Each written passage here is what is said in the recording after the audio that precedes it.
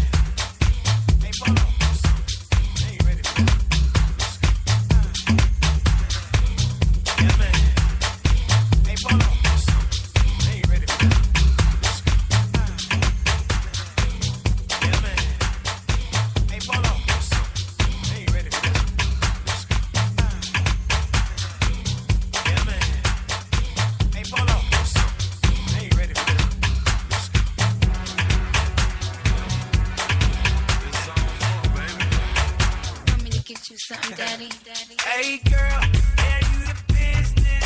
So what the business? Don't be shy. I'm just talking to you, girl. Hey ma, yeah, where your man at? I know you got that 'cause you too fine to be single. I should get at home, but he didn't fucked up.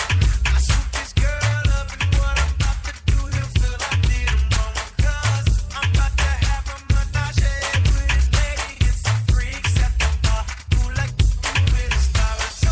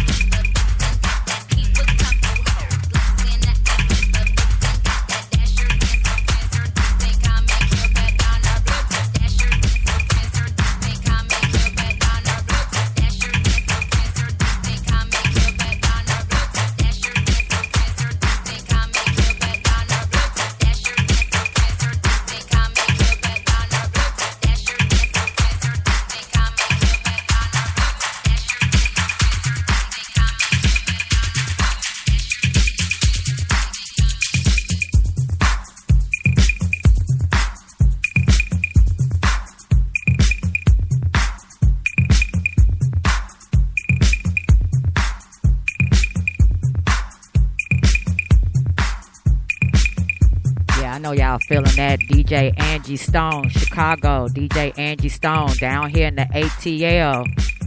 Make sure you follow her on Facebook. DJ Angie Stone, ANJI.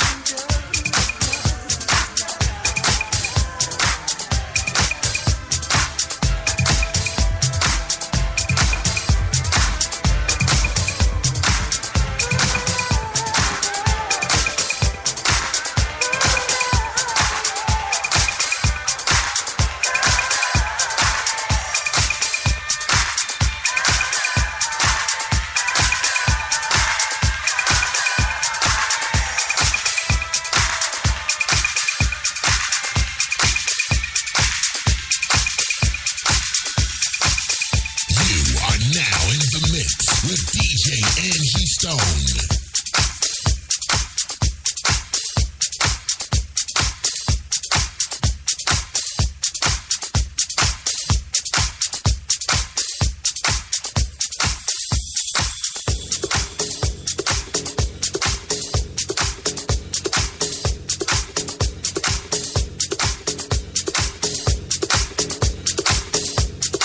What y'all know about that?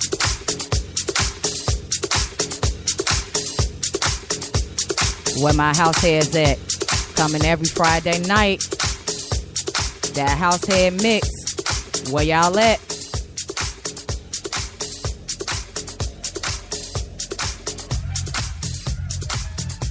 And I'm about to cut this short. So don't get mad at me.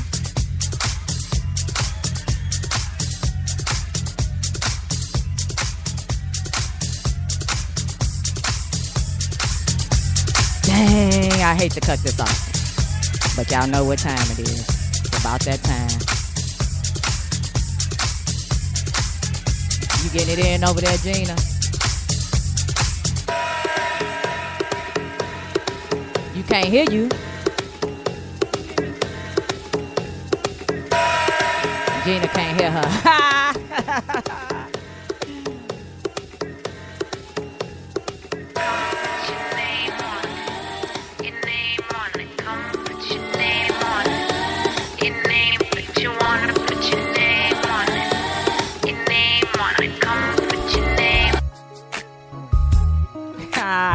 New shows, new hosts. You're tuned into LE Radio, your online community exchange for trending news, entertainment, and sizzling interviews on various topics. We feature independent music. Get your music in rotation by emailing music@leradio.org. We talk about social issues, cultural norms, and diversity, health and welfare, fashion trends, and more. Make sure to subscribe to us at www.leradio.org for shows and times. Follow us on Facebook, IG, and Twitter at Les Elegance Radio. Be a guest on our show. Email the show at leradio.org. I'm not a DJ, as y'all can see. You're live with LE Radio Entourage. I just cut it off. Gina right was getting it in. I just cut it off right there at the best part. I just cut it off. How everybody doing? Yeah, right. I'm sorry. I'm not a DJ. I have some DJ skills. I should have known better than just cut that off like right that. On the but build off. Yeah, right on the build off. How y'all doing today? We're good. Trying to be good anyway. Yeah, this weather in Atlanta, Georgia is a little messed up. It's killing me. I'm gonna need y'all talking to mics. I'm kissing the mic. Literally kissing the mic. She wasn't a minute ago. I'm literally, because you will not reprimand me again. I promise you. Tonight. Not today. Huh? Not today. Touching this mic. Not today. So how was y'all week? Mine's been long, you know. It's been long. Yes. Yeah, long week. Worked both jobs. The first month of the year is over, pretty much. The first month of the year is over. Yeah, it's about over. It went fast. Yeah, it did. Yep. And I switched to second shift at work, thinking that would be better, but they keep switching me back to that 4 a.m. Shift. So, but it's been a long week. I'm still resting up from the other night, helping Jessica with her hair. I'm pretty sure most of y'all seen that video. That was a task. People calling me Mama Don. Yeah, that was a task, doing hair. And, I would not want to do her hair. She's going to have to go to Dominicans next time. Yeah, that's what she said she know usually what? do. No, yeah, that's they do too the harsh on her hair. Oh, well, yeah, that might be a little too That's hard. what too the harsh. silk press might be too hard. No, the Dominicans might be a little too harsh. hard. Now, if she goes to a natural salon, they'll be a lot better. The but silk press would be okay. Yeah, because she just wanted a silk press. We Yeah, pressed yeah, it out yeah. like old fashioned. We had that kitchen salon going on. yeah. Old fashioned, put that pressing comb on that Right, fire. the hot Then comb and- I was nervous because she was like, "You're not getting it hot enough." I'm like, "Girl," because it's real soft because it is Right. naturally curly when we. And I was scared because I'm like, I ain't finna burn your hair out. But somebody, she shoot. needs to go to a regular salon. Yeah, that was too harsh. Yeah, that was literally too harsh for her. That was a 6-hour task. about that. For shoot. Yeah, so we're both Man, yes about that. I was in recovery yesterday morning after that. But tonight we're going to be talking about Brainwashed, the Black American Dream. Yeah. Let me see that book. So yeah, that's Right. that was something that I was reading. That's a great book, but I'm not really talking about the book. I don't want to. That would be a what we call that, a plug, Yeah, a shameless plug. A shameless plug for the book. It's a great book though, because I was reading it just to get some insight on what be going on. We'll get into that. Yeah. Anyway, but before we get into that topic of Brainwashed, the Black American Dream, what do our children's future look like, or the new millennials, Right. as I guess last week Mo Barnes from Rolling Out called them, and that was a good way to put it. The new millennials, he said. Yeah, I think it was. Millennium. Yeah. Yeah. So what do they future? What is in looks store for bleak them? to me. Very is. Yes and no. And I only say that because I am a millennial. Like, I'm How not old the are new you? millennial. I'm 31. So technically, I'm right on the line. Because You're- millennial you're- starts in 80. I think it's like 85 I thought or 84. 90. Mm-mm. Yes, it Millennial, Yeah, it's actually, all the research I've done, Yeah. it starts like in 80, is like 85. It can't be 85 because in 85 I was 15 and I'm definitely not in that class. No. I'm talking about as far as like people who are born. Oh, Yeah, born yeah, in so, yeah, 1985. born in 1985. Because I was born in okay. 86. So I'm like right there on the line. You like right on the border because I thought it was. basically. I was thinking they started being born more so in 1990. No. It's And, like kids 2000, of the yeah. 90s. I mean, it just seems Yeah, like they're kids part of that the millennial Yeah, 90s. the group 90s thing. wasn't too bad. But the ones born 2000 and on, like the 14-year-old, we don't claim them.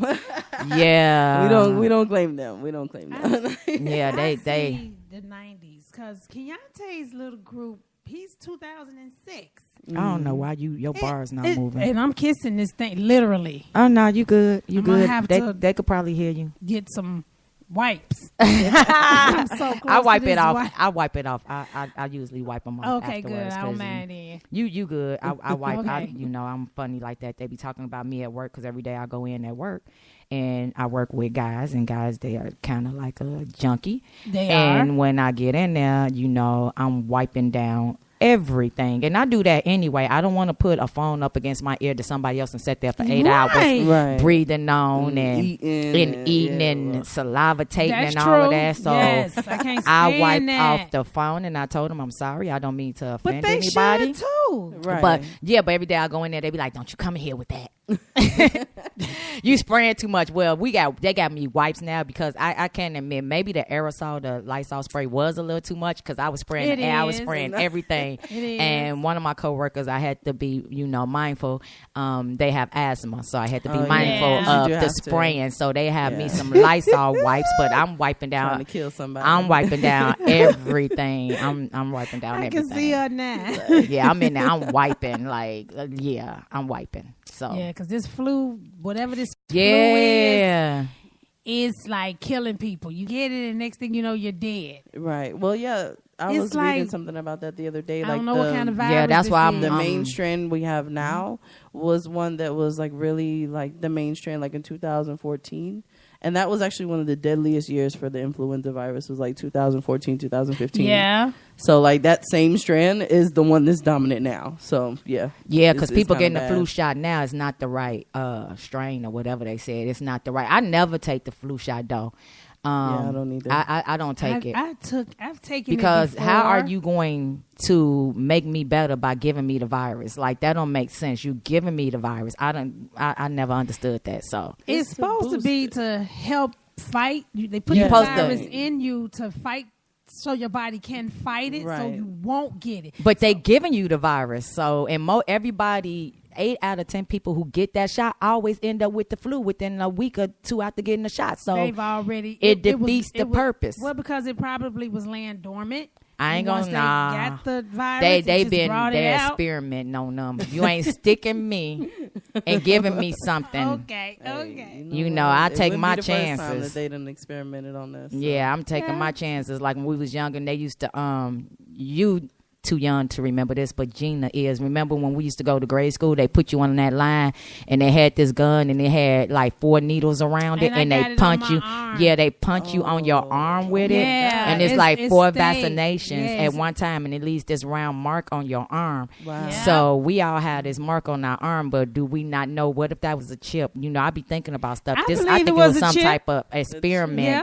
I believe Yeah, if you was so. born in the 70s, you have that mark. I'm 60s too. 'cause Yeah, I 60s had and it. 70s, you have Yeah. that mark on your arm. I'll On show your it to you after arm. show. It's a round circle.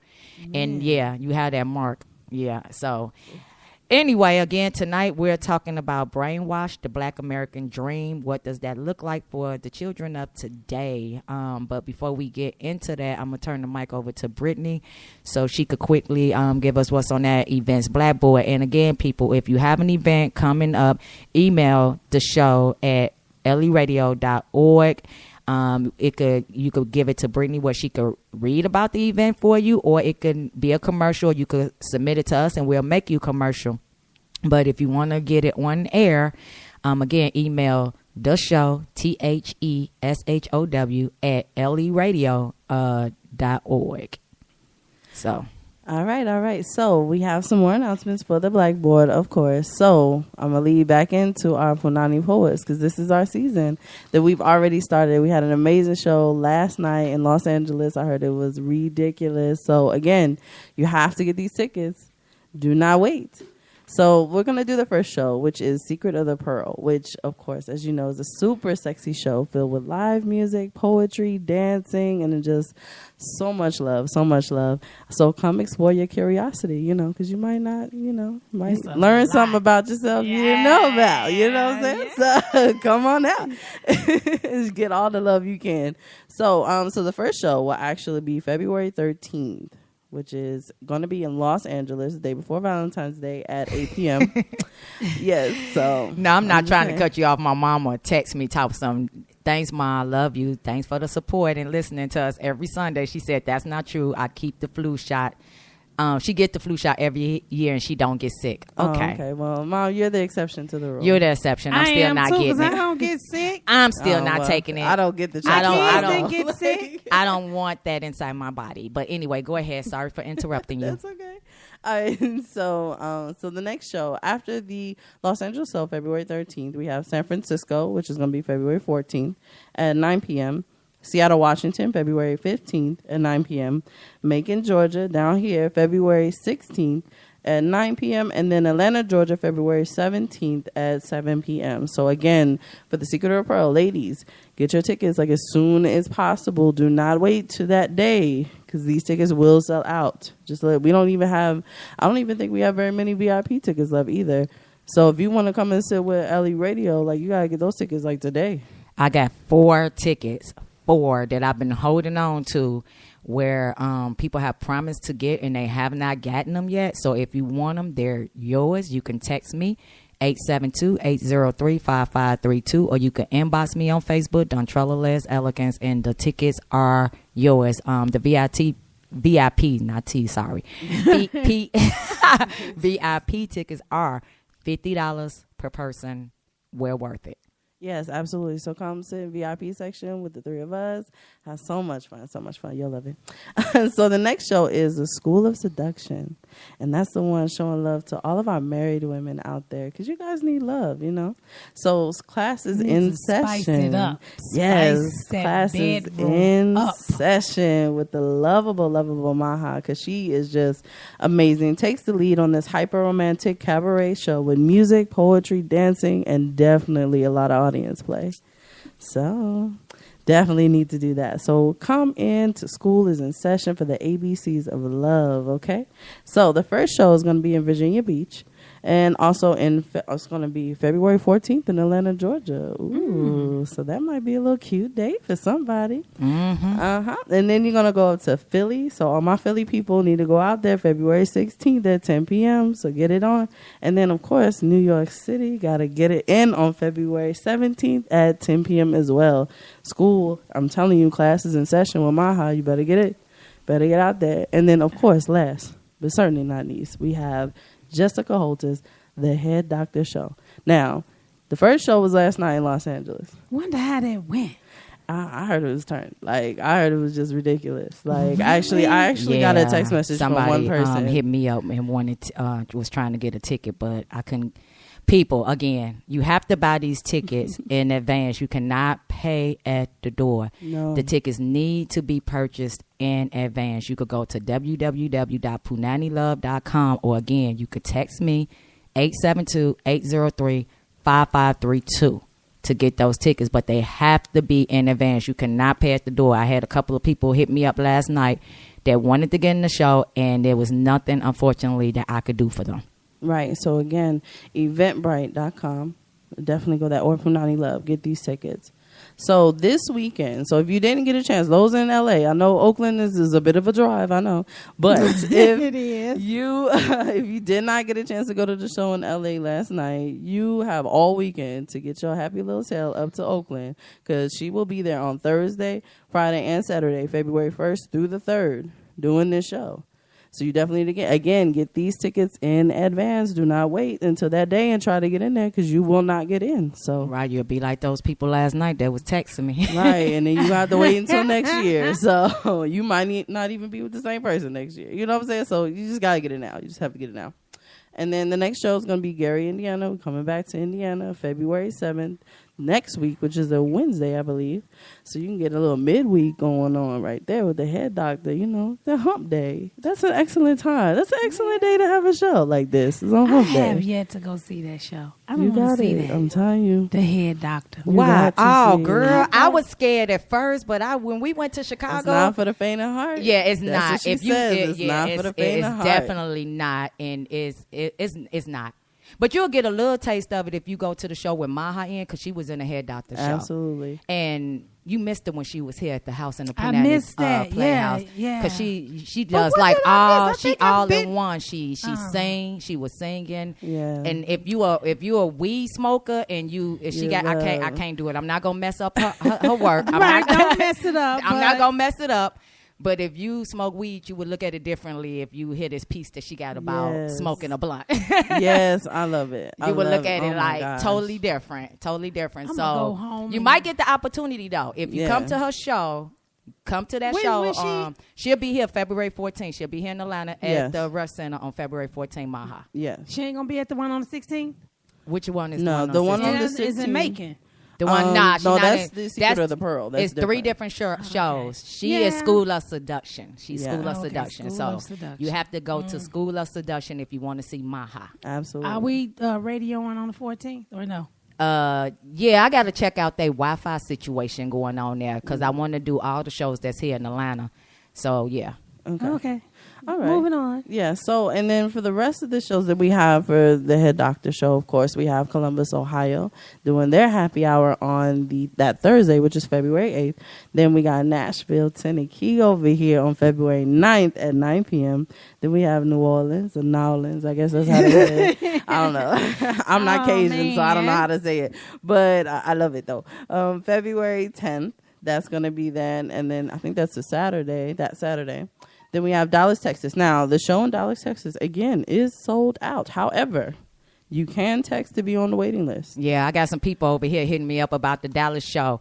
I'll let y'all know. The ones that hit me up about the Dallas show, I'll either give you a text back or I'll inbox you on Facebook. But if you're serious about it and there is some availability, you have to be ready to get those tickets. Because I'm telling you, the season has started, so I'm not holding tickets. Before, I still got stuck with those 4 VIP tickets from people supposed to buy them a month ago.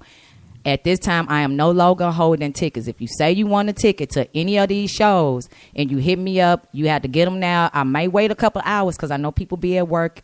If you got to wait till your lunch break or wait till you get off work, that's fine. But they know, can you hold it to the 21st or can you hold it till I get my income tax? Oh, yeah, it is income tax. It sure is. So I know y'all got the money. ball Right, out. right. It's time to Let's ball out. But you know what? If you're going to hold tickets, you need to do like maybe a 24 to 48 hour and then that's it. Yeah, that's why I said if they at work or something, Yeah. I will. But ain't no Yeah. holding for no week. Don't come. This No. ain't no payment 24 plan. to 48 hours. That's all yeah, you get. no payment That's plans. the new rule. No payment plans. Can't put them in layaway. Right. Get your tax money. No, we can't do that. Yeah, no payment plans. Can't go to Walmart and say, hold this. Right. No. And I'm excited. Did you get to the hair doctor in Atlanta yet? Because I'm excited to say who I haven't gotta got go that yet. see that. We haven't gotten I want to to that one see yet. that. So after the Dallas, Texas, we have DC, of course, Chocolate City on the February 15th, and then we got Chicago February 17th. So after that, that's when we have the Atlanta show, which is actually going to be on the 18th, correct? Yes, the Yeah. 18th. What, February? February 18th. And Yes. guess who we have added to that show? I know who we have added to that show, and I'm so Latoya excited. London. Yes. From She's American singing? Yes. American Idol. She's Latoya singing London. more? Yes. I don't know exactly. I'm yeah. not going to give away what. You have to come to the show because all the Right. shows is different. And I don't want to I give away know. because I don't know exactly what it is. I know she's going to sing. Of course, she's going to sing something.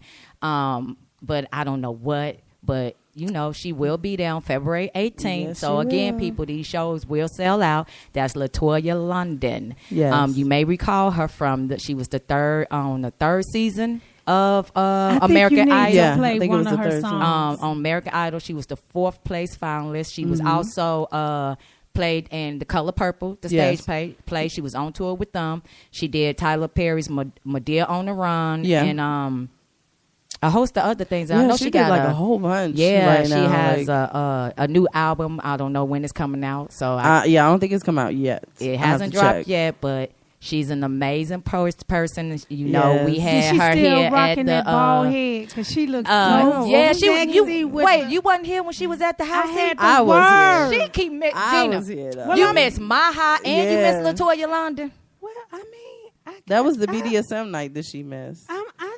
No, Maha was a different night. No, yeah, my house was a different night, but the BDSM night was when Yeah, Latoya Latoya was London my was cousin here. was here. I told you to bring That's your right. cousin, see what you did. Right. I told You you. can't come no more. You can't come They here done no more. kicked you You out. never know what's going to happen in the Punani Playhouse or who will be in the Punani Playhouse. Right, We even right. had Dwayne I'm gonna Wiggins. get in the Look, Punani look. Playhouse. Yes. You even missed when Dwayne Wiggins from Tony was here. Yeah, I Yeah. did. You just and then we had Chris Raven I Simone's saw dad. him. Yeah. I Oh, was well, you there was for here for him. So Yeah. y'all never know who might drop into the Punani Playhouse. So if you want to attend Become a an event member. You here in the Punani Playhouse, you have to be a member. Go to hipinc.org.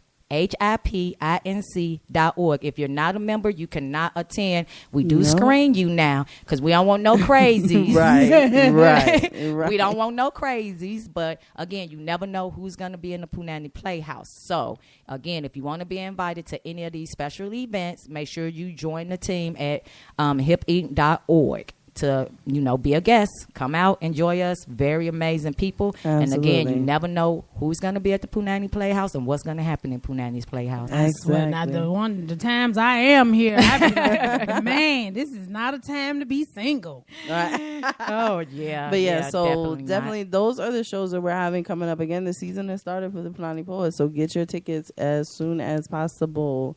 And again, just to reiterate from before, if you have any announcements that you want to have added to the Blackboard, please, you have to email me at theshow@leradio.org. The show, spell it out, at leradio.org, and send it on to me. Again, we can do the commercial. So send it. If you're wanting the commercial, you have to let me know that's what you want. If you just want something read, send that to me. Don't send me like 4 pages of stuff, but just send me the a little blurb commercial, so I can it do has that. to be specific to the point and about maybe 2 minutes to 3 minutes max. We don't about 3 minutes max, but if you have several different cities, we can add all that. If you're on a tour, we can add all that in there. Again, just email the show at leradio.org. And we're gonna take a break, but before we take this break, I don't know. You want to do this? We got sipping that tea over here with Gina Boo Wallace. I don't know. I think I might. Let me see if I want to take a quick break and then come back to that sipping that tea. Yeah, let's take a break. that Because tea's real hot, that so, tea hot. We to might Because need I don't it. think a lot of people knew this because I didn't even know this. know The what? second part to it that I did not read know that. this part. I but You read did yeah, not know. You did I not did know that not part. know. I only Man. knew the I know they first part. wondering what we talking about. So stay tuned for this break. And after this break, y'all find out what's going on with Gina Boo while she's sipping on that tea. Or do you want the vodka? I think it's a little bit I think both we can in do this both. one. Right. Definitely both in this one.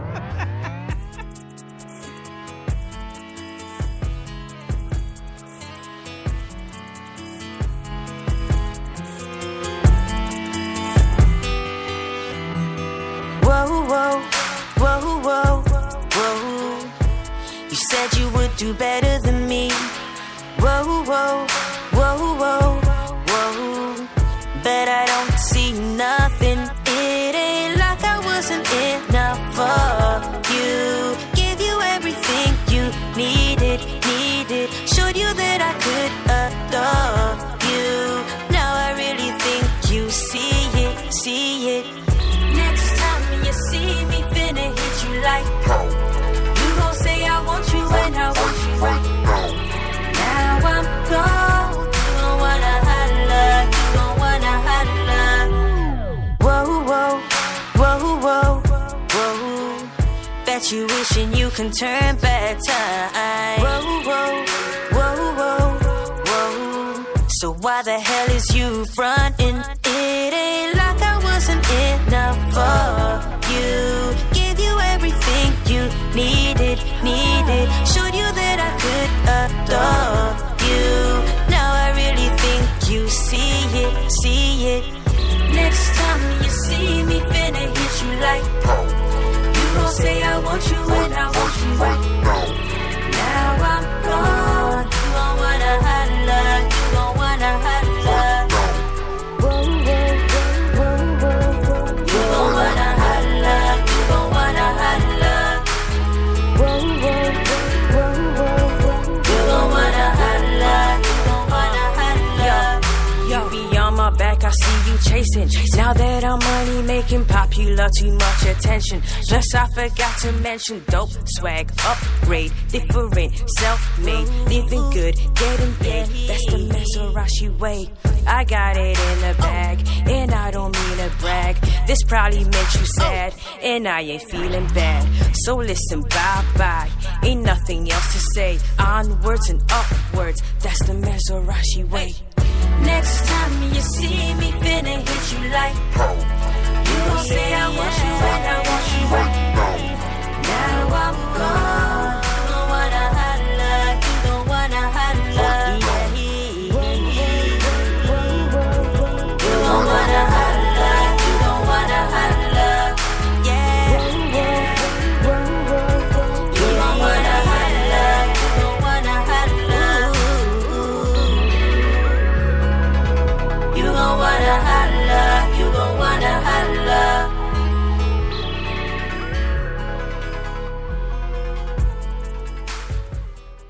You are tuned into LE Radio, your number one online community exchange.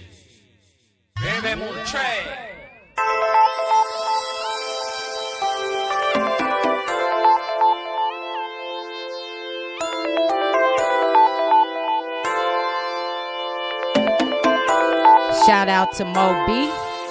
This is Mo B. Satisfaction, one of Chicago's very own. Check her out. She down here in the ATL now, but check her out, Mo B. We'll be right back after this break.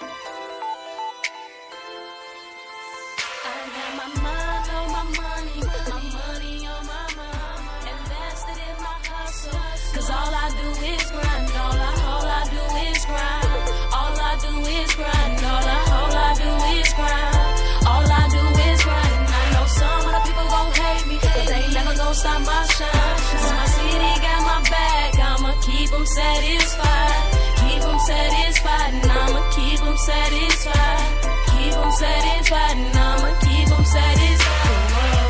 Whoa, whoa, ran through the city on these late nights. My hometown, that wild, that old town she has shot town. We bout the life and they talk about it, but everything that glitters ain't gold. I be dodging bullets on the roads doing shows. Saying off the streets was always my motive. Yeah, I'm from the hood, but I feel like I'm the chosen one. Always where I'm from. Headed for the top, ain't no other option. When you getting dough, everybody wants some. But when you have a dream, there's always a doubter. Yes, nevertheless, I often feel like the best. My lyrics ain't for your ears and leave good thoughts in your head. So much potential, they swear they say I got what it takes. I'm grinding all day and night, trying to keep food on my plate. Cause my family estate, and that's what it is. Staying positive, no stress to the kid. Every day I live, no fear in here. I can never settle, boy, I go all in. Going hard like a lifting weights in a pen. Haters wanna hate, but you can never let them win. What they seeing in you is what they know they lack. In the zone off life, high above the clouds. In the center of attention, I'ma make it count. If this mic was my opponent, it'd be tapping now. Cause I kill it with the flow, kill it with the flow. Now, may I take a little something for my peeps and have them all rocking to the beat. When I spit a little something on the track, best believe I be coming with that heat and that versatility like. My money on my mind, invested in my hustle. Cause all I do is grind, all I do is grind. All I do is grind, all I do is grind. All I do is grind. And I know some of the people gon' hate me, but they never gon' stop my shine. Cause my city got my back, I'ma keep them satisfied. Keep them satisfied, and I'ma keep them satisfied. Keep them satisfied, and I'ma keep them satisfied. Whoa. I love to think my lyrics are worth gold, cold. When I spit my intentions to leave you froze, pause. Who you know from the Gold Rock shows, logo, but do it professional. Whoa, gotta go after your dreams and fall short.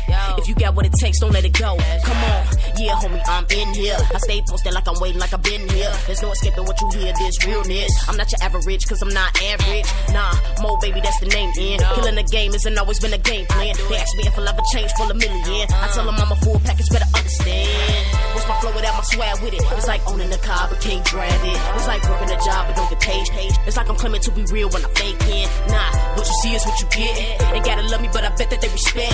I'm feeling lucky, better yet, I'm blessed. I hear you talking, but they say it with your chest. Better know I'm flex, more arrow, I'm focused. Ain't for my target, let it go in motion.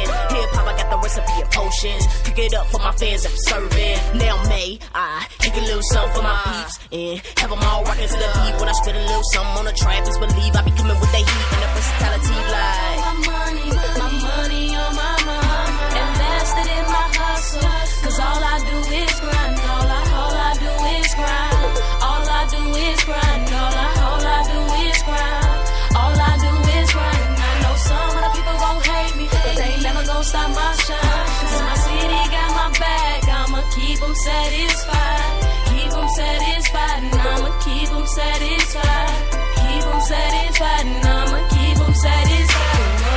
Motivated to make my dreams come true, yeah. Just gotta do all that I have to do, yeah. So I can shine on them, bright like a star from 'em. Put your hands high as you're destined to be number one. Motivated to make my dreams come true, yeah. Just gotta do all that I have to do, yeah. So I can shine on them, bright like a star. Get your music in LE Radio's hottest independent music rotation. Email music@leradio.org. Yeah, and we're back, and I know y'all ready to find out what that tea is Gina over there sipping on. Yes. Talking about it. Yeah, go ahead, Gina, it's all yours. Give them that tea, girl. Okay, we all know that Monique. We all know that Monique has been in the news with battling out with Netflix about them offering her $500K. Well, come to find out, that's not true. Not at all. They offered her $3 million. $3 million. They offered Monique $3 million. And the thing of it is, all they wanted her to do was just audition for the part. And I was just sitting here speaking to my other co-host about this. Sometimes when we are asked to let's just take a regular job. This is her job, okay? They wanted her to just audition. Not saying that she was not going to get the part. Right, not saying she wasn't qualified. They just wanted her to audition. And it could be just for legal purposes. Exactly. Like I was telling Brittany, I have had to go worked at a company, and I went in for a position. Nobody else really applied for the position but me. But the lady in HR said, we just have to interview you just so legally it's on paper and documented. And I think she took it the wrong way by comparing herself to Kevin Hart and Dave Chappelle. We know Monique, she's been in the business for a while, but I think at some point she did get a little bit too big-headed. Yeah, she did, but her thing is she said something about Kevin Hart, and I forget who the other person was. Dave Chappelle. That they didn't have to audition, so she felt some kind of way. Of course they don't have to audition. Right, and you didn't fell off. You didn't fell off the block anyway. Exactly. Right. So this was your opportunity to come back. But like you said, even with my current job that I'm in, you know, like I said, when I moved over, I got my CDL. When I went there, like my entire life since getting out the Army, I've always been in management. Right. But I knew when I decided I wanted to get my CDL and drive that I couldn't just go in there at the top and say, oh, I want this because it's whatever. But once I got in there, even to get promoted to the management position I'm in now, I had to not audition, but I had to go in there and I had to interview. Exactly. And then I had to interview for it. Exactly. Then it says that, she was offered a chance at $3 million payday on Netflix. All she had to do was just do a live audition for the network's bigwigs. Right. That means just go in there, make them laugh, make them know who you are. Because there's no telling, one of the bigwigs may not even know who you are. Right. She just so full of herself. Because my daughter, Kiki, didn't even know who she was. I had to say Almost Christmas and Precious. Then she was like, oh, yeah. Yeah, Malik. I'm talking about look, I'm even pronouncing the woman's name wrong. She just like totally fell off. Me personally, I've never really been a fan of hers because of the skinny bitches issues. So and now she one of them. Yeah, but look at her. but look at her now. She a skinny bee. Yeah. So she looks sick almost. Yeah, she do. So I've never really been a fan of hers. Not so much of the skinny bee thing, but it's like even in her stand up, she always referred to women by the B word. So it's just, and it wasn't funny to me. And she had she used to do what? She used to do shows for John in Chicago. Lipstick and Lace. Oh, did she? I missed those. She used to do those, and from I heard this, I don't know for sure. She homophobic?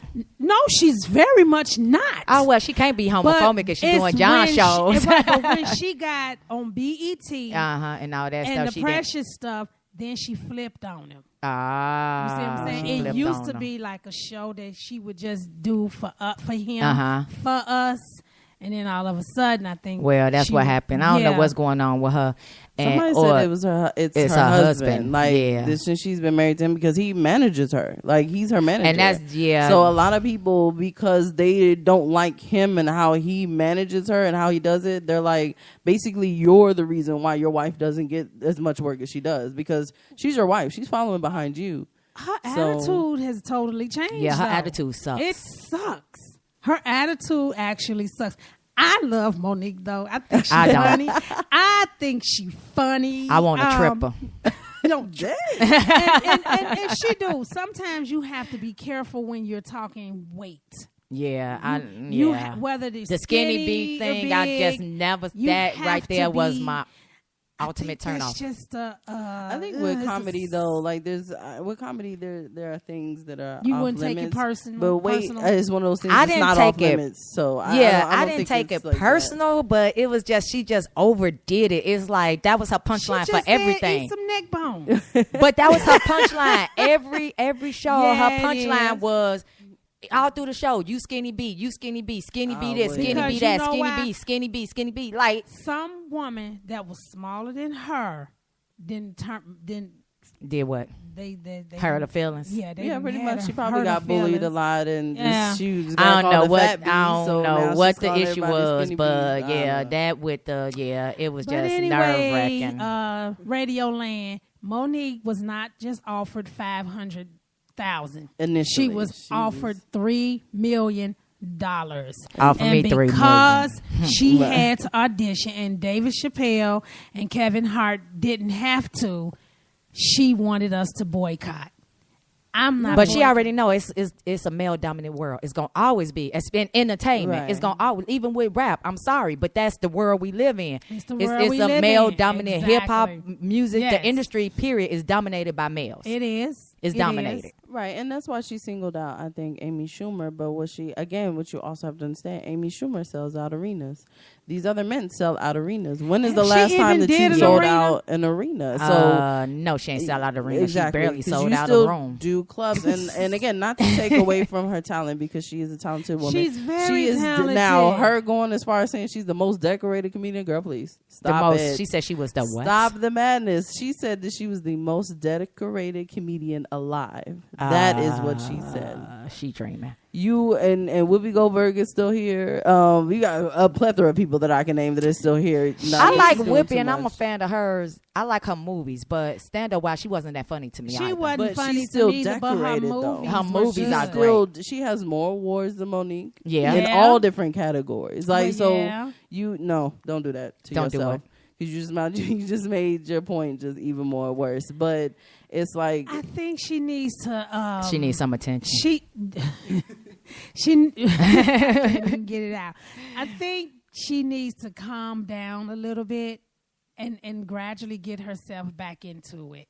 She's gonna have to do something that's gonna really say, "Hey, I'm sorry." I appreciate the conversation though. Like I appreciate what she's doing as far as like starting the conversation as to why black women in general get paid less. Like we heard about Tracy Elise Ross getting paid significantly less than Anthony Anderson for Blackish. So I understand the conversation she's And starting. those two However, are the she's lead. she's attaching herself to this movement.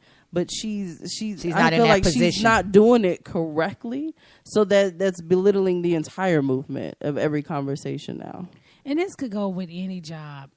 You know what I'm saying? The male are probably getting What? Right. more money than Not at my job.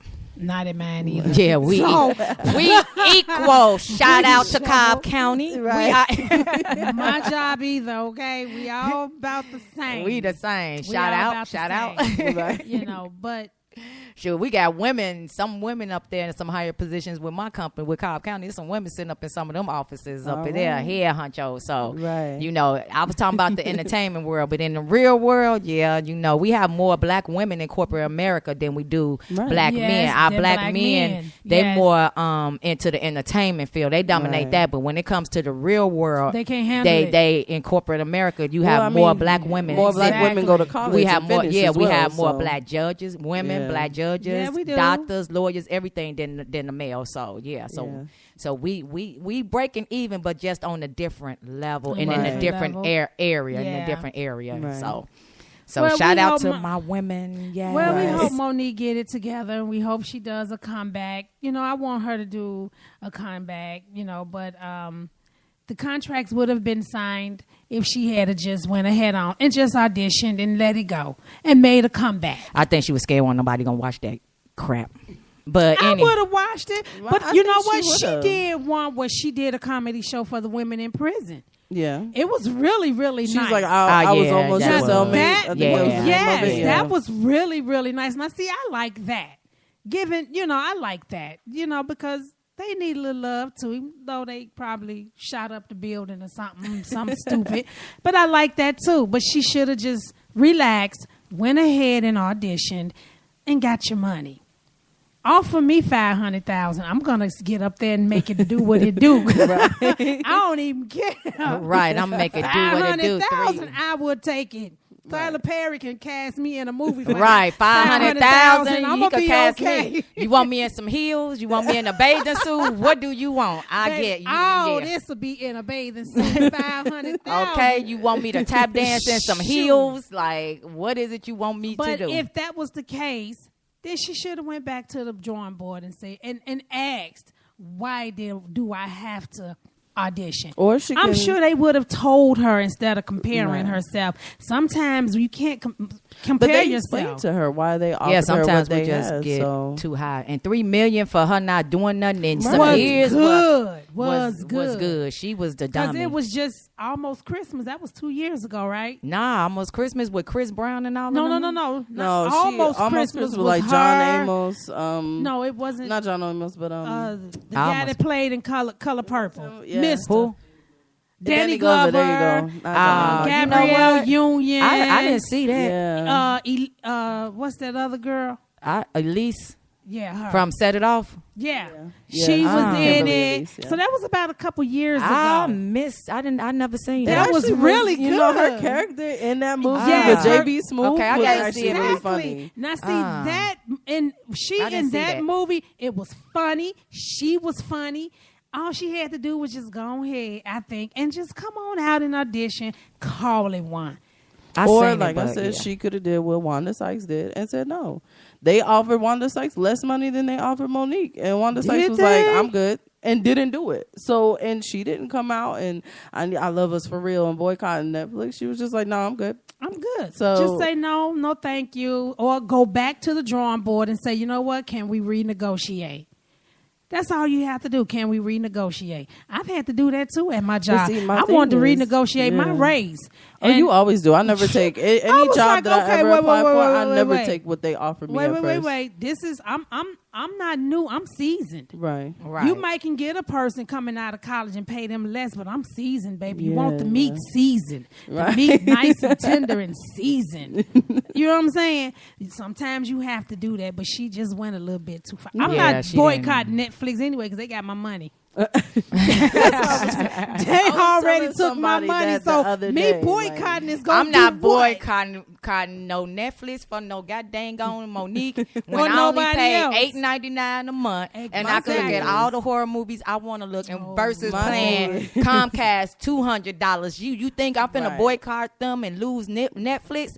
$10. Well, I think it's like 10 a month because I $10. added Like so. yeah. Yeah. I don't know, but I ain't $10 a month versus $200 on Comcast. Monique and lost her mind. My thing Half is- of America got Netflix and Hulu. Exactly. She better sit her A down some freaking well. But I'm not gonna my do thing this. Is, but I was making a joke with my friend the other day. I said, honestly speaking, black folks has been boycotting Netflix anyway because there's like what 3 trillion of us, and there's only like what 20 logins because everybody's sharing logins. Everybody. Come on now, we've been right. boycotting. Everybody. technically. So, Before I mean, Kiki like, come left on. for school, she put Netflix on all her iPad, Right. computer, her phone, and whatever Exactly. else device she had. Because when she signed in, mine's kick out. Right. Right, but I'm nah, like, if you okay, could do, Kiki. if I think it's $11.99, you could do 3 different devices or Right. something, but that's the max. Kiki took all the devices. Okay? Oh yeah, you could do like 3 different Keontae devices. got it on his little I'm telling laptop. you, right now, there's like 6 people So, with one login. right. Right. They really losing money, Monique, because you know how we do it. Don't we gonna say that. share the Right. password. Right.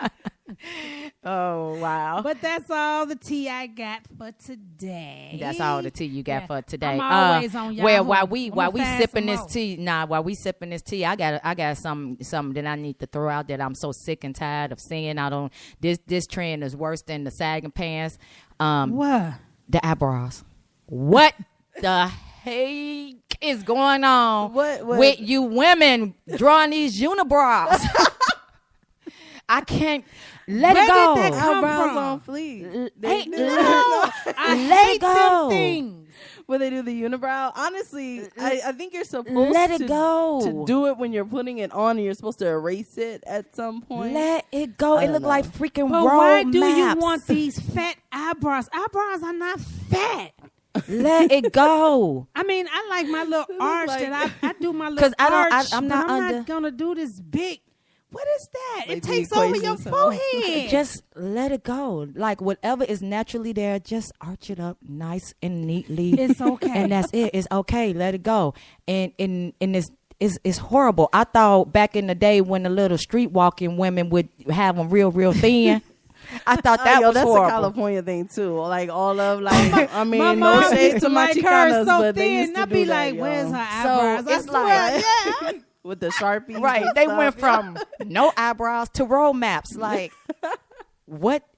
Let it go, That's a ladies. West Coast thing. I'm just telling you. Let it go. Because and where did that come from? Because it was I have it was no it was a idea. posting on Facebook, and it just dropped came back up in my notification. They said name one petty reason why you wouldn't date somebody, and that was one of my petty. That's a somebody posted, and I kept seeing that on that feed. So that was one of my petty things that I would not, before I got into my relationship. If you flirting to me, you too, Royce in the background saying like, yes, if you trying to talk to me and I'm looking, and the first thing I see on your face is this big road map going across your forehead. I'm done. I don't see. Did she call it a road map? Map. Oh a road my map. God! Did you just call it a road map? I got Because Google they do, Map like, on this my dark phone. eyebrow and then this highlighter. I have no I idea. cannot stand that. Let it go, ladies. That could be a reason why you're not getting any dates. Let it go. Let it go. Let it go. I'm with you on that. I cannot stand that. I don't do it. Don't look over here. I may draw my eyebrows on, but I don't do that. Mine's is nice and what? My eyebrows look bad right now? No, they don't. No, there's nothing wrong. That's all I'm gonna do with it. But I'm just saying, ladies, let it go. And that was just a petty They also have reason. lace Like, front, eyebrows like too. what? Okay, while we sipping tea, right quick, before we get off this, Gina, what name a petty reason you wouldn't date somebody? If they had jacked up ass teeth. I cannot stand yeah, I don't like jacked up teeth. Especially if you have a dental plan. Why? Why? It's a lot of people out there with dental insurance that don't use it. I don't get it though, because you're okay. We're talking about money and how we're wasting money. You paying for benefits and do not use the benefits. When you don't use your benefits for your dental, that money goes back to the insurance company. It does. And you're gonna keep paying and paying. When your teeth. Yeah, I can't stand jacked up teeth. Looking at some people around here looking like they've been sucking on butter. Yes, and then they got all this green down in there. Whatever. I cannot. You got teeth sitting on top of teeth. Dental floss. Right. Dental floss. It's called gargle. Is it the word? Now, I understand. Some people teeth might, Listerine. everybody can't afford braces. So, so if they're a little crooked, that's fine. But at least make sure they clean. They got a payment plan. As long as they get their part. Invisalign, Yeah, they get their part, then you could do a payment plan. Okay, yeah, that's true. You can do a payment plan. For real, for real. What about you, Brittany? Wasting. What's a petty reason you wouldn't date nobody? If they can't hold a conversation, like if I can't speak to you intellectually, that's not really petty. It is petty because I've actually stopped talking to somebody because they use the word conversate. So that's petty because I was like, yeah, can we conversate? I'm good. Like I was like, oh damn. Or I could kind of agree with you because I stopped talking to a young lady because every time she texted me, I never knew what she was saying. Is that what you mean? She was like short texting. She was short texting. Yeah, she took all her words. None of the words had no vowels in it. If I can't understand it didn't. Don't come at me. I'm a grown woman, and do not come at me. When can we link up? What? When can we link up? When can we link up? Yeah, there was like no vowels in none of the words. She took run-on sentences is another yeah, better it was reason. like if you say yeah, what time are you gonna be here? And they spell it H-E. What? A-R. Yeah. Oh, it's H-E-R-E, but or yeah. I can't hear you. H-E-R-E. There is a difference between there and there. Or your. And your. Yep. Yes. Like, Y-O-U-R. And then it O-U. Yeah, right. R-E, You so. are. And yeah. Yeah. So I'm that. Like I'm or not if they make up their own spelling, it's like time, T-I-M-E, but they spell it T-Y-M-E. Yeah, I don't know like that. I can't do made up words. Let's get to know each other first. But I can't get When past it you- because I'm one of those, like, even in a book, like if I'm reading something and the sentence structure is off or the word, like I have trouble because it's like, wait a minute, like that doesn't sound right to me. So my brain is like, hold on. Like, so when I have conversations with people, the same thing. Like you could look so good and just be talking and you say conversation or you say something, I'm like, damn. In my head, I'm like, damn. Now I Never play mind. around with it with Like- my friends if I'm having a conversation, but I'm not trying that's to date. different. But That's somebody that I different. want to date and get to know, I'm gonna make sure. But you know what gets me though? What gets It's you? so funny. Come on with I'm that so tea, sorry. girl. I guess I'm part of a millennium because I'm a texaholic. I'll text all day long, but I I'm guess okay some with people the would be texting, like, yeah. but see, people get sneaky. They want to see if you live by yourself or if there's somebody else, and they'll go, Right. "Can I call you?" But I'm not ready for you to have my number yet. No, But if you texting them, they already got your number. not on Facebook. Oh, you Oh, inboxing. I'm you inboxing. I'm more scared of Yeah. catfish. That's why I'd be like, I've can been we catfished FaceTime before. I or- prefer- I need to make sure you're the gender I've that been you're supposed to catfished. be. Oh That's my my God. concern. Let me tell you, it was one girl. I went to see her on her. I met her on OK Cupid. Oh my God, she was Plenty fish. fine. But when POS. I got to her house and she came out that door, I just pulled off. Oh, She was big Oh, and Lord. ugly. I'm like, you look nothing like those pictures. They That's were her because they pictures, made but up, she had photoshopped got them. bigger. Oh, so they're like old They were her pictures. pictures, Uh-huh. but I pulled off. I Well, couldn't it was do the opposite for me. Somebody sent me a group picture, but the person that I was talking to wasn't the same person that was in the picture. She was in the picture. The person that was talking to me was in the picture. But I'm slim. I don't like skinny girls. I'm slim. I need meat. I need cushion. I need thickness. So I was like, oh, this was in Chicago. So I was like, oh, okay, yeah, we could meet up downtown at Right. the Starbucks. I used to always go to Starbucks on the corner Sure of State and did, Adams. That yeah. was my spot. That's your Everybody would spot. meet. I'm always in that Starbucks. So I tell her to come by that Starbucks. She come by that Starbucks. So I recognized her because she was my friend on Facebook and Right. I, conversated with her. But what she did, since she liked me, her friend, she was the person who I thought I was talking to was not her. She was inboxing me from her friend's inbox. Oh, Yeah, she inboxed me from her friend inbox, not her inbox. So when I got there, this girl like 6 feet tall, looked like a light pole. She was like 6 feet tall, weighed about 10 pounds. I was like, Wow. Oh my mouth was just like, goodness. so we talking, and I'm like, so where your friend at? Trying to figure out. Then she tell me, I'm like, now and we had some really good. Now her conversation was on, everything was on point, but I was not physically attracted to her because that's and. not. That's important. People always say, "Well, it don't matter." It does. It does. matters to a certain Yes, point. it Like you can does. stimulate me intellectually, but if I'm not physically attracted to you, Right. I have to like something about you physically Right. in order to, I don't know. But that's true. I It gotta be That's physically. true.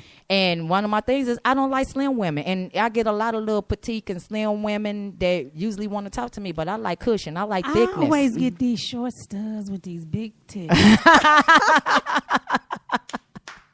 And I be like, short studs with big tits. I can't. I be like, Just be what? bigger than yours. Like, Yes. Yeah. And I be sitting there like, Well, I don't mind like, them being bigger than mine because they films.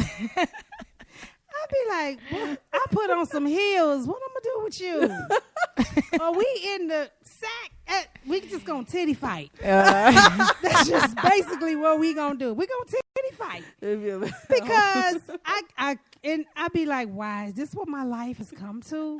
If you're just tuning in, I'm sorry, people. Short studs with big Right tits. now, we're sipping tea with Gina Boo.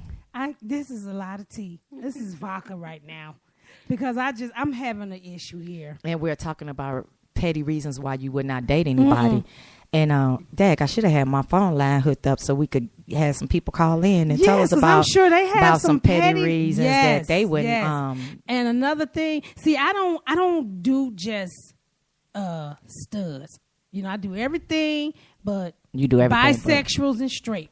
I'm not gonna deal with them type of people. But if I'm gonna date a femme, Oh, excuse me. please don't have no Malaysian hair, and then you have power to the people hair on top of it. Never. I don't care about weave. I don't care. I care. But see, I'm so natural. This is why I wear wigs. This is why I wear wigs. So it all matches. No. So it all matches. I prefer natural. I have dated people in the past that wore weave, but I made sure that shit was on point. That's what I'm saying. I have dated, That's so you what would I'm not saying. know. That's what I'm saying. But I made sure if in a couple of times, hey, babe, you need some extra money to get that weave done. Here you go. I Here you made go. sure. And when it started looking Exactly. crazy, I would say something because you are a reflection of me. We not finna walk down the street. I'm all GQ, smelling good, looking good, and your track over here showing. And then you get mad when somebody flirt with me because your track's showing because they saying to themselves, why are you with her? Exactly. Why are you with her? Exactly. So yeah, I've dated people, but like I said, I made sure that weave stay on point. Stay on I point. have, but I prefer natural women. I prefer natural hair. But I did Well, learn the that's why other you- night. I prefer natural hair, but not natural hair that I need to assist her with. Oh my God, that woman in that hair is beautiful. I love to play in it, but Her hair is so beautiful, but yeah, she got a lot. yeah. I was done with having Kiki. I was done with that. I done did the barrettes and all that. Now she on her own. Yeah. Now I just have to deal with mine. I don't even So, want to deal with it. Again, people, you're tuned into LE Radio, and tonight's topic is Brainwashed, the Black American Dream. What does that look like for the kids of today? So we're going to get into that. We're going to take another quick break. We do have a guest tonight on. Brittany, tell them a little bit about what's going on. Absolutely. So tonight we have a guest. Again. Right. Hardest working man in show business, Mr. Royce Hall on there. And we should actually have someone on the line as well to introduce a show that's going to be here in Atlanta, Georgia called Queer Lit. Okay. It's going to be an art explosion, visual arts. Yours truly, myself, will actually be performing that night. So yeah, it's going to be awesome. So I can't wait to do that. Okay, so we're going to get ready and we're going to take a quick break. And after this break, we're going to come back. We're going to get into that topic for the night, Brainwashed. And y'all know who this is. My girl Mezarashi. This is Ooh La La. Stay locked in. We'll be right back.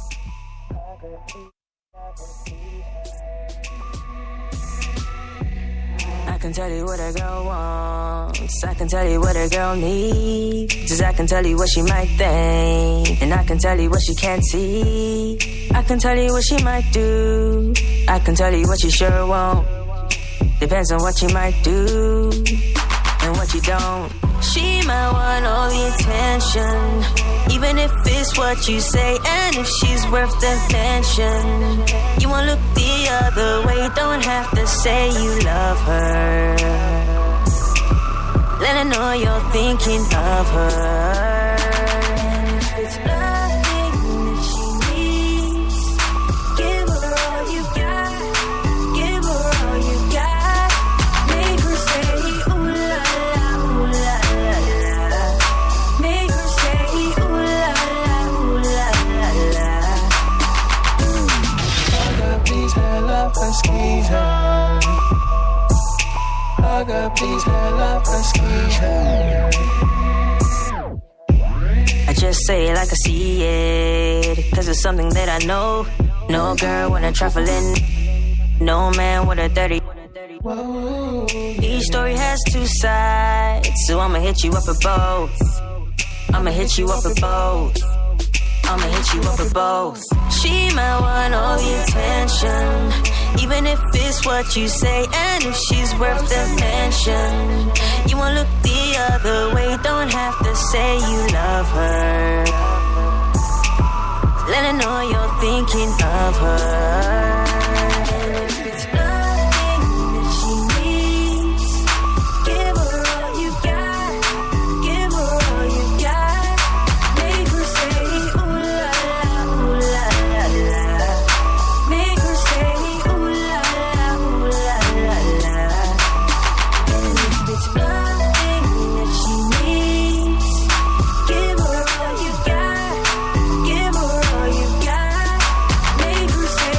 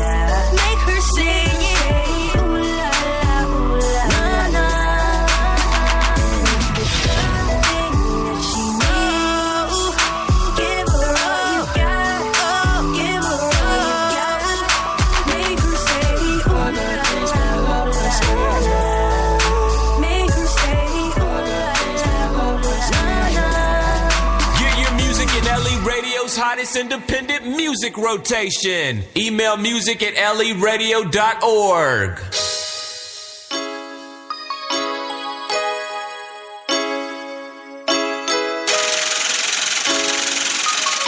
I don't know what to say, but we gonna try it.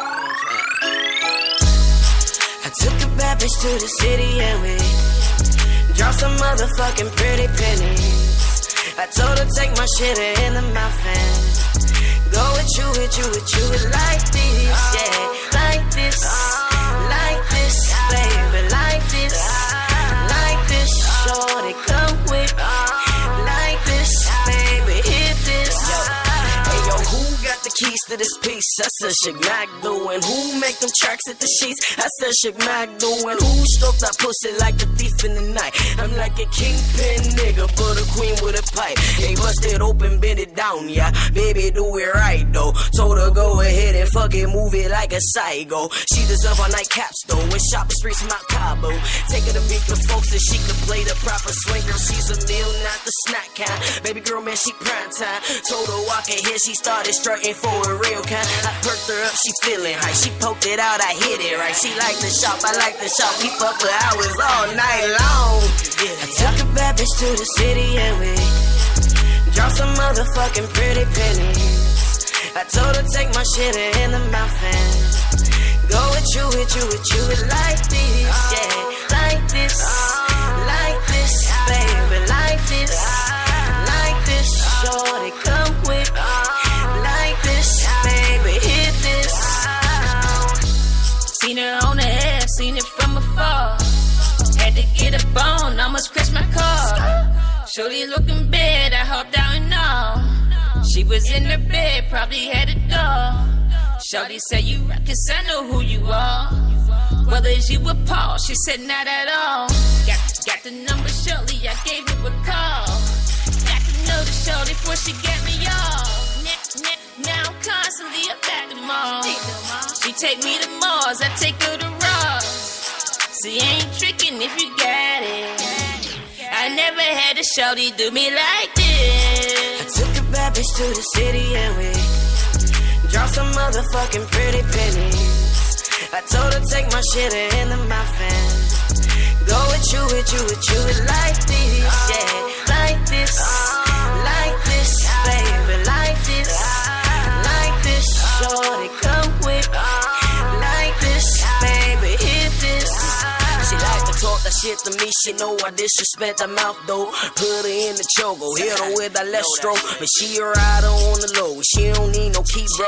She told me take it in the car while I was driving her home. So I hit her with that thrust, she came with me loud. Or something like an automatic boom, refill me now. Or so I pushed her to the clouds, she came off her power. And I scared her just a little cause she gasped even louder. She said, yo, you deeper than Kevin. Man, you stronger than Lou. And say, yo, Suge Mac on the holy girl, I know you can do this. So I whipped that Uzi out, put it in her mouth. Made her bust like them groupies do, way back from the south. Hit 'em, yow. I took a bad bitch to the city and we dropped some motherfucking pretty pennies. I told her take my shit in the mouth and go with you like this, yeah, like this, baby, like this, shorty, come with, like this, baby, hit this. Get your music in LE Radio's hottest independent music rotation. Email music at leradio.org. Yeah. You're live with LE Radio. I'm your host, Don, the CEO. We got Gina Boo over there. A minute ago, we was sipping that tea. And again, if you want to get on that events Black Boy with Brittany, make sure you, Brittany Lady Poetry, make sure you email the show at leradio.org. And we are getting ready to get in that topic we're talking about Brainwashed. Before I do that, let me give another little shameless plug here, throw out to my BFF out there in Dallas. Her book, The Night Shift, the intimate collection of A.W. McKinley. Make sure she go on her Facebook page. On Facebook is Angela McKinley. Go ahead on. She's dropped that book, so go ahead on, get on her page. Make sure y'all go cop this. I've read it. Some very nice, mind-stimulating short stories in this book. So make sure y'all get up with her on Facebook to get that book. Yeah, it's a lot of short stories up in there. It's not a long read, thank God, because I used to love to read Stephen Norton, none pun to her, but I used to love to read Stephen King books when they were short, Cat People, Cujo, and stuff like that. And now he has a whole encyclopedia, so I stopped buying his books because they got too, I mean, seriously, I was like reading all his books when they were thick, because his books used to be like no more than about 200 pages, 150, 200 pages. You was done with them. I never read Stephen King because I don't like scary. Well, I was reading his books and they were small. Even the Mary Morrison and all them books. If it's no more than about 300 pages, then I'm good, because I could finish it within a weekend or so. And especially if it keeps my attention. But this is a lot of short stories in here.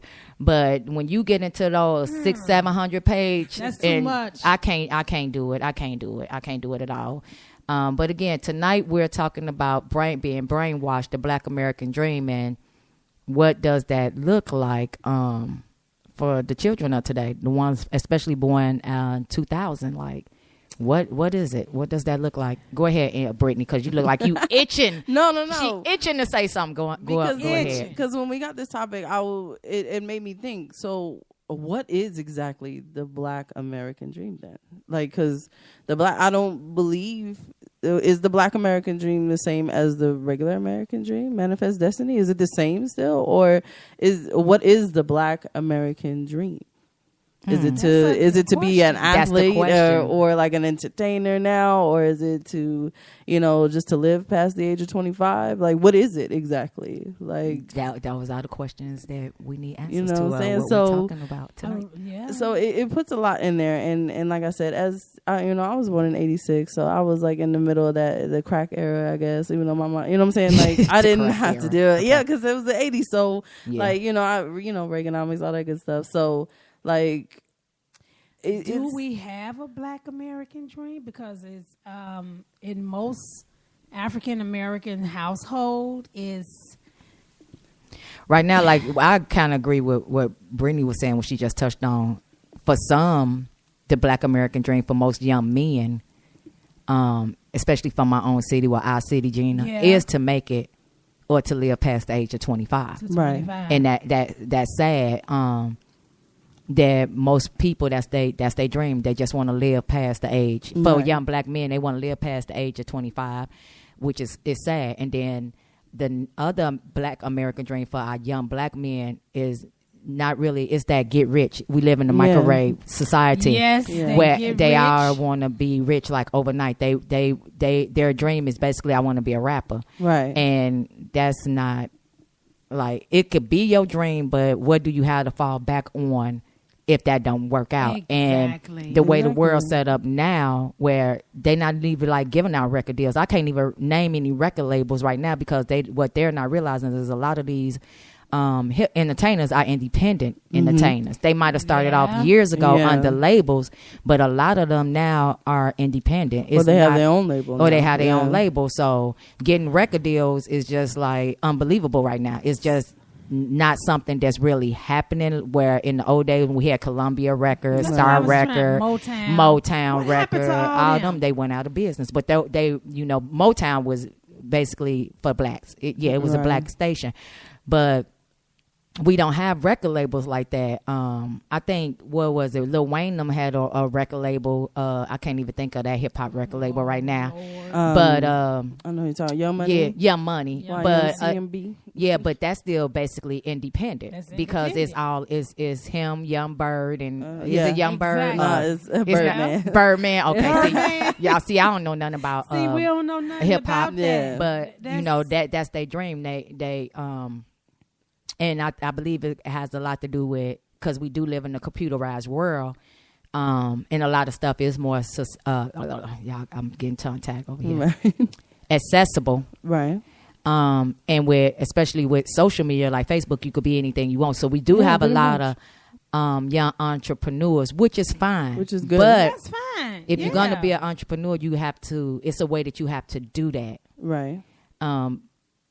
So. like I said, because how the society is now, like the culture of hip hop is moving in a direction that a lot of people, it's kind of like 50-50. You have like an older generation who's used to like the original hip hop, are kind of like, oh, hip hop is trash now. Is, you know, the music industry is going down the drain. And then you have the younger ones that are like, no, it's not. Like, we're just trying to make music that we identify with. So it's one of those things. And like you said, a lot of people are independent now because you don't necessarily have to be with a label. You, honestly speaking, like the whole label thing, everybody wanted to be on the label and it was cool and it was nice. Everybody wanted to be signed, but you gotta understand, when you get signed to a label, you're in debt the day that you sign that, because exactly. so you don't want to be at a label. You want to do like Chance the Rapper did and a few other people. How, I mean, like what is it, Khalid, like he was on SoundCloud. He was found from SoundCloud and blew up from that, from people in his high school listening to him and getting on, and now he's, you know, got awards and doing all this other things. So you don't need but you have to have that work ethic, and that's another like a dissension, right? Because there. Getting a lot of our black entertainers back in the day got taken advantage of because they did not have the background or the knowledge about reading a contract. So they was just excited about getting these record deals or getting on, where they was signing stuff and literally signing it, like TLC, perfect example. Right. Signed that contract and made absolutely no money at all. And then New Edition. Yeah, New Edition, the same no thing. Money. And then her and Terry Riley, whatever, the Pebbles, and then they go out and get them little used cars. Remember, instead of buying them new cars, they literally took all of their money because they did not have that education behind them or the foundation behind them to understand a contract and how, or marketing issues and how it worked, financials and all of that. And nobody was telling them because they was just thinking, oh, I'm gonna sign this. They was just so happy and excited to have a record deal. Right. But now you got this record deal, but you making money like you flipping burgers at McDonald's. Yeah, right. You might as well have just been working at McDonald's. Well, exactly. And that's then, but like now you can. It doesn't take much to get your music out there. Like I said, if you have a SoundCloud, Reverb Nation, and you got a couple, like pages on Instagram or whatever, it's not hard for you to be heard. So the market is saturated with all of this music. So that buffer or filter that used to be there when people were going through labels. Yeah. So where you only got people that are really talented in a certain way, that's not necessarily there anymore. And it doesn't even take talent now. Who gets rich off Gucci bandana? What? Gucci bandana. Gucci gang, Gucci gang, Gucci gang, Gucci and what's gang. that other one? Yeah. That takes no talent. Anybody can just make a record and say it's catchy. And kids are buying it. They buying it like look this at is what's wrong. Young M.A. She got popular off of Ooh, yeah. Ooh. Hey, I'm so Young M.A. So basically, you need no talent. You just need a hook with a good beat. A hook with a good beat. I probably said it wrong, but yeah. But back in the day, you actually had to have talent. Yeah, you had to have talent. You had to have talent. Now you got people switching over. Now you can't even be an actress. Because now you got to sing, you got to play an instrument. It was either you were an actor or you sung. One or the other. That's now true. they didn't just combine it, which means a kid that has no, someone has no interest in instruments, but they can act. They can make you laugh. You can't get a movie deal because you can't sing, dance, or play a musical instrument. Again, what's the black American dream? Right. Nobody wants to go to school anymore. Yeah, education. Nobody and then wants to work hard. Nobody wants to start at McDonald's. Okay, so you got a job at McDonald's. That does not mean you can't move up. I worked at McDonald's. I was 16. I was happy. Well, my first job before that was at the nursing home. Mm-hmm. And I was making like $3.15. And then when I went, went to McDonald's, that was in 84. I was 14. But it was through the school. It was a school program where they was teaching us, the economics and how to live in society, how to balance a checkbook. They don't even do checkbooks and check and balances and stuff like that not anymore. So it was a class that I was taking. So they took us to the nursing home twice a week. We went to this nursing home and we interacted and entertained with the older people that lived there. We might serve food or help feed them or whatever. Then after that, when I turned 16, the summer I turned 16 again, but I went through the school because they had to work programs through the school. You get the paper, your mama sign off on it. They send you to the interview or whatever. I was happy. And then I had got a raise, y'all. I went from $3.15 to $3.35. I thought, I'm for real. I was like, oh my God, I thought I had so much money because I was going, then I had my little sister. I'll get her $10, $20 because, I'm thinking I got some money. I'm rich. And it was a little mall up. We was in Chicago Heights up in Homewood Square. And then they had Zayres and Ventures. So we going shopping. And even though, I was 16 and I was only bringing home maybe $200 or $300 a week, but that was, to me, that was a lot of money at that time. But it also trained me and taught me some responsibility for later in life. And nowadays, when we go in the world and when we talk about the Black American dream, it done changed so much. And I don't really think it's so much that some of the younger kids don't want to work, because Angel, the 14-year-old we have, that we're taking care of, she wants to work. But now you have these people who are grown supporting families by working in McDonald's. Yes, and in the fast food, and that was meant for. That job was meant for high school and college students, right? To get by on. But now you got women and men who are working there as cashiers in the drive-through, right, my age, trying to feed a family on it. And they went to battle or whatever, trying to say, oh, we need to raise minimum wage. We need to $15. Because a lot of the adults are now dependent on McDonald's and all the other I understand that, but is it fair for those people who have went to school or who have educated themselves? Is it fair to them to get these people who, for whatever reason, now is working in McDonald's to pay somebody $15 to work in McDonald's? Right, because that trickles down to the consumer. As far we would have to pay more for that food. I just kind of look at it as in, like, because honestly, there's a lot of jobs that you can get now where you don't necessarily have to have the education as long as you have the relative experience. So I feel like there's no excuse. Well, you have to understand, when I was out here looking for a job, it was like, I would apply. You have to do a lot of things online. Yeah. Yeah. So I hate that they don't have paper applications. They don't have paper applications no more. So when I applied for the job, at the end of it, it had told me 872 people had applied for this job. Really? What's my chances? What's my chance? As long as your name is not Shaniqua or Kwandika. Honestly, that goes back to your resume. Your resume, because I worked in HR. Like, the resume, when we're doing hiring and everything, is a computer system, and the computer system picks up certain keywords from your resume. You can do that, but still, so it might say 872. So you might be thinking it's 871 people ahead of you, but you might fill it in, and depending on the keywords, you could go up and it could only be maybe 300 people in front of you. I know that don't sound too much better. No better. Right, the way I got my job now, I did it the old-fashioned way. I was like, screw that computer. Yeah, a lot of times you have to fill it out. I printed my resume, and then I mailed it to them. Mm-hmm, you can do it that way. I mailed it. I no longer even want to deal with that no more. Because a lot of people nowadays, they are so computerized. Everything is computer. They'll fill it out on the computer. That's a filtering process. But they don't take the time to go in, because that's the same thing that happened to me when I was doing my CDL, and I went online and I seen. So when I knew I wanted. I didn't want to work for MARTA. I put my hands up to anybody working and driving MARTA, anybody driving CTA. So what I did after I went and I found the link on there, but I looked and I researched the address to go fill out the application. But when I did not see the application, I didn't see the address, I couldn't figure out the address. One day I just happened to be in the QT, and I knew where the actual bus terminal was in Marietta. So I went and I was on my way over there, but I seen one of the drivers, and I asked, like, hey, where do y'all get applications? Because I filled out an application online, but I need to know, is there a physical office that I can go into? So he told me where the office was. He said, yeah, you just go, right here to the building, walk around. Right. So I went inside the building. They was in the middle of a transition. Mm-hmm. Yeah, I think I said that right. Yeah. So they was in the middle of that, because I know sometimes I get tongue tied. Right. So I went in, and I end up, I went to the HR, and the lady was like, oh, we're in the middle of going through a transition, right? They was switching companies from TransDev to First Group.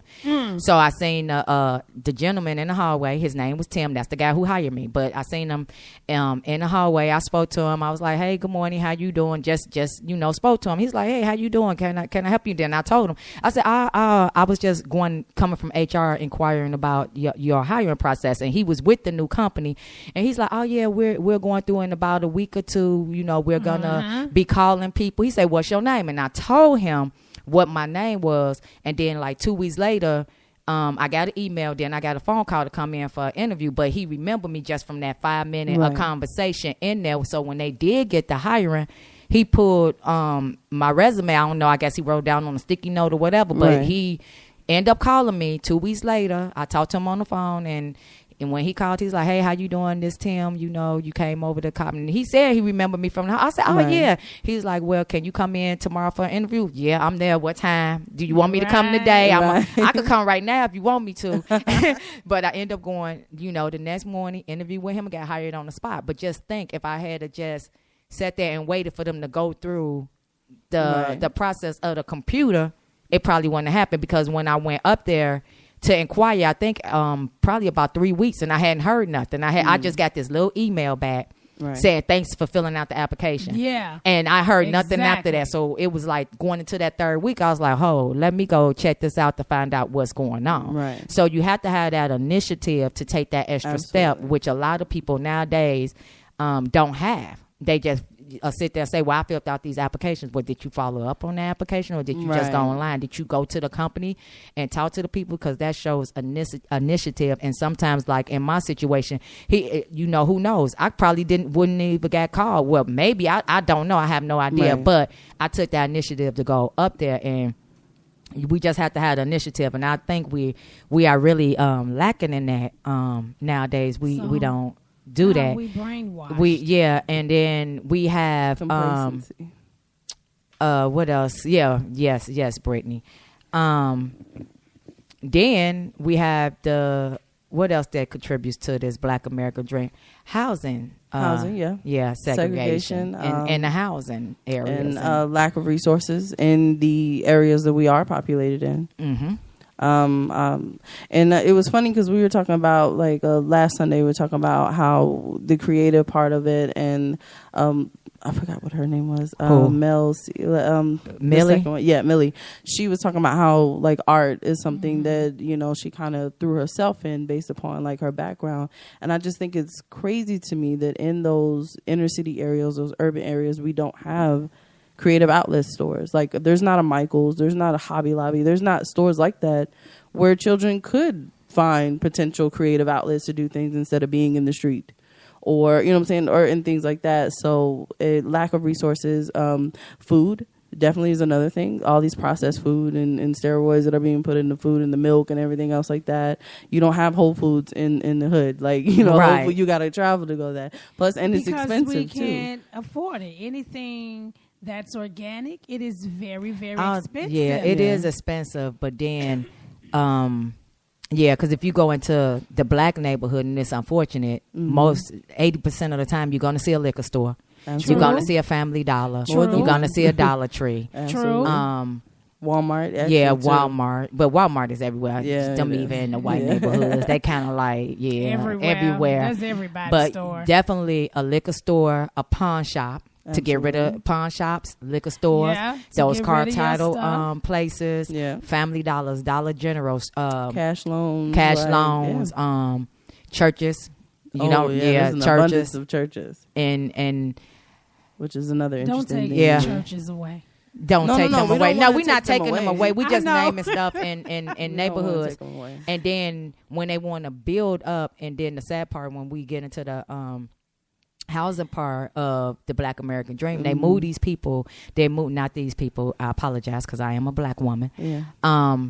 Out there, out of our neighborhoods, they go to the Black neighborhoods and they'll come up with this whole thing. Like in Chicago, Stateway Gardens and all of that. Out of Be Well and all that. They tore all the projects down. They did. Moved them out to I don't know where, Harvey somewhere, but they the gentrification. Yes, took it down and they say, "Oh, we're gonna take this down and we're gonna rebuild it and then y'all could come back." But they took it down and they rebuild it, but they rebuild it for the white man or whoever made it more expensive. More expensive. So and it's the same thing thing. to get in. And hard to get in. And they also did the same thing down here in Atlanta. Yeah. Thomas Crown, over here, Mechanicsville, all these areas down Yeah. here. What was it, Bourne Homes? Yeah, Bourne Homes is another one. Yeah, it's a lot of them. They, Inglewood. I think Vine City is next, actually, because Vine City is the one that's right there next to the stadium, the Mercedes. Stadium. Yeah. So it Vine sure is. City, yeah, that's honestly speaking, I would not be surprised if they did Because that I next. came down here when I moved down here in 2000. Mm-hmm. Yeah, 2000. I mean, it was all the projects that the black areas that was here, even the area that I'm in now, or like out here, Jonesboro, Forest Park area. They ain't tore down a lot, but what they did when they did that, they also hurt the businesses, the local business, and they don't understand that when they do that, it affects the local businesses, the small Yes, it business does. people Yes. that's in these neighborhoods, because when they decide they wanted to rebuild this area and they moved all these people out, which we are the number one consumers, they moved them out. So Right. now if you drive down Jonesboro Road, you see, tire shops and coffee shops, but you see that they all have closed down and went out of business. And why did they Right. go out of business? Because they Because- moved the minorities out of the area. And so now who's gonna, because the white people, the white They ain't person, and I'm coming not back. prejudiced, I've dated white women, so please don't think I'm racist at all. I've dated outside of my race, white, Puerto Rican, it didn't matter, as long as she didn't have no eyebrows, no unibrows drawn across her forehead. But I have dated outside my race people, so I'm not racist when I say the white people or the white man, but Yeah, we get what you're saying. okay.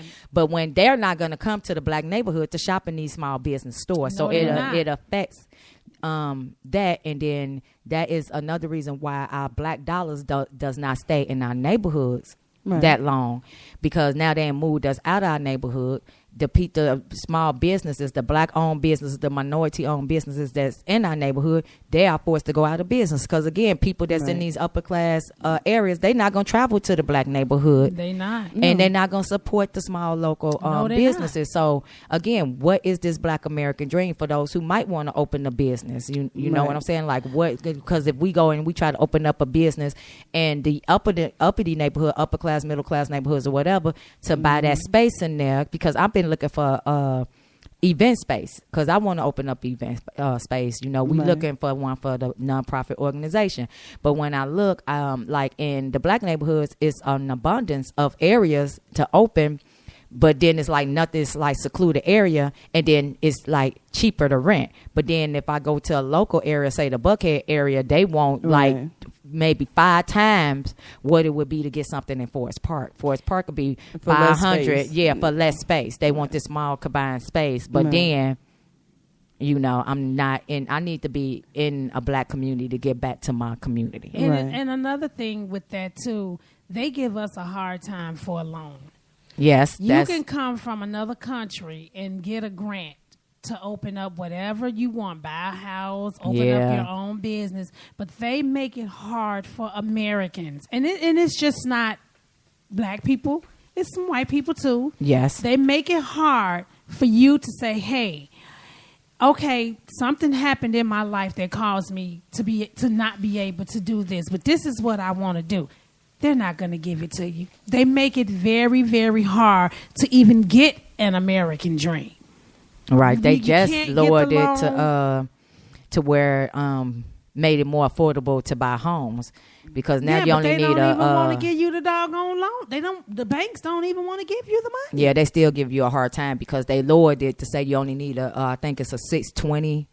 But then you Yeah, I get think- but even if you got a 620 and they lowered, now they putting you in debt, and then it's going to They cause putting you in debt. a foreclosure because they lowered the credit score to qualify for a house. Right. But then because they have segregated job opportunities, you're really not making the money to afford this house that you go get. And that's the book that I was reading about being brainwashed. In the book that I was reading, it was basically saying that the black American dream, or how black people view being successful, is by owning a pair of Jordans that cost $300. Right. Like we wear everything we own. All our money goes into what? material Yes. stuff. And he was Yep. saying that that's the black American dream. Basically, when I was looking through the book, he's talking about we spend our money very quickly. The $300 Jordans. We buy stuff that we don't really necessarily need. Because as soon as people get them taxes, you best to believe Foot Locker Champion is gonna be crowded. Yeah, it buying is. all these Jordan instead of investing in your children. And the best way to invest in your children is to set up a college fund for them. We don't. That's rare for us. Invest in your future, because technically we should be leaving generational wealth. Yeah. We should be leaving generational wealth. Our grandchildren should be able to live off the money we've worked for. And Yeah, that that's is not true. happening because you want to go out here and buy Jordans. $300 a year. I think you can go to Walmart and buy you a nice pair of shoes. I think. Okay. Now, let me tell you, Keontae used to like the little light up, little light ups. Them light up things lasted way longer than the shoes I spent $80 for. Yeah. I Well, I I'm got not some work saying you boots. It's have nothing. to, Yeah, it's nothing wrong with but Walmart. It's okay to take a sale. You don't have to buy your kids Jordans. You got 8-year-olds walking around here with iPhone 7. Yeah. What is You an got- yeah. 8-year-old doing with a $1,000 phone? Yeah, that's ridiculous. Yeah, that is that's a little ridiculous. much. Yes. For my end, but see, I don't know. Maybe it's just me because how I was raised, my mother was pretty much on some, of course, like economic responsibility beeper. and everything else. You had a beeper. I didn't. I didn't. I had the Nextels and stuff and the 2 ways.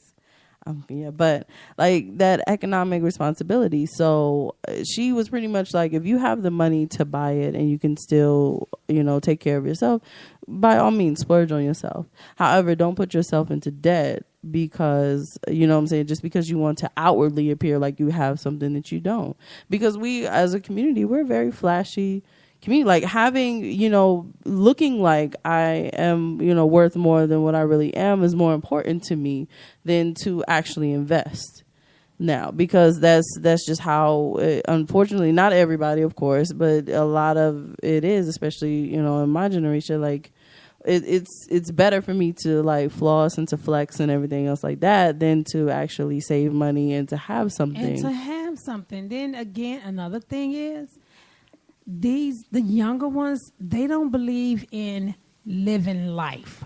No, and when I we say all dying before living 25. So. And when I say living life, I'm not saying being able to go out to the clubs or go eat what you want or buy your Jordans or buy your whatever it is that you want. When I say living life, travel. See the world. There's a lot of things out here that you can learn from. My 14-year-old Do travel. something. Yeah, but Do that's something. shifting though. I feel like she'll be out of town right now if she didn't I feel have a like cold. that's shifting though. Show your kids that that this is just your nest. Right. Home is just your nest. But go out there and experience life. I tell my kids all the time, get to know other races. The countries, yeah. Don't Get be afraid know. to Don't live your be neighborhood. Right. Get to know and have other friends. Other friends. Because like What? Cat Williams said it best. What he say? The white person will help you out. They will be on your side, whereas we will interrogate you bit quicker than the police will. That was some funny stuff right there. He said, Who? I can't say when it he like was he talking said about it, the- but that yeah. was so funny. But my thing of it is, get you other races as friends. As friends, but we people- also have to be careful not to lose your identity there. Don't lose your Exactly. identity. Don't There's lose your nothing identity. wrong with no, I'm not saying lose Yeah. your identity. But we need to broaden our horizons and we Right. need to be more open-minded. You can learn a lot. But we're not doing that. We're waiting on the next pair of Jordans to come out. From a man who probably don't even wear Jordan. He don't. He See, don't. He was see what I'm on. He saying? was We're on some study video, making and he him had rich. on some plain white, some gym shoes, some no Yeah, name. He was. It was a video. A photo of him. He on a regular old white hang. He was not. His whole outfit looked like it was no more than $100. I promise you. Right. And he was out walking somewhere. It was a couple of pictures of him like that. And another thing with the Black American Dream is really like when you look at the other people, like when you was talking about the regular American Dream, what they show in media and portray in media, and it's true in real life. You have the white mother, the white father, you have the kids. You have a home, a family in their home where both parents are in the home. they doing what you were saying about the college fund, and they showing they in high school and they active, send them off to college and all of this. But what's happening with the black families is they want to take the father out the home. Excuse me. Mm-hmm. Especially when it comes to getting help. If they go to the system and they say, I need help, what's the first thing the system say? We can't help you if the father's in the home. The father's in the home, then we can't so offer you any assistance. that goes back to the woman.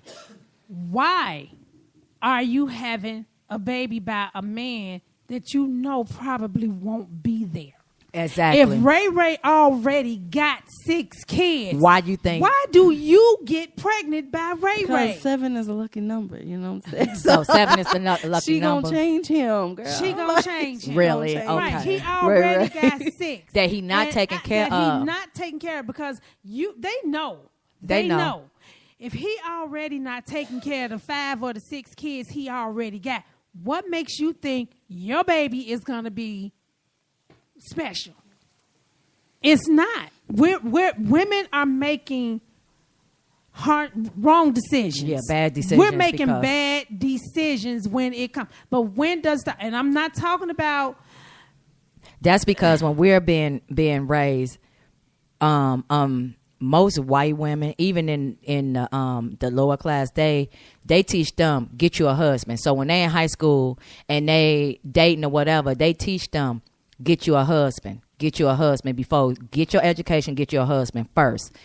Unfortunately, it's not happening as often in the black community where their young ladies are being taught get you a husband, get you some stability and some a foundation before you go out here having babies by the neighborhood Rayway or little John boy who got 6 baby mamas.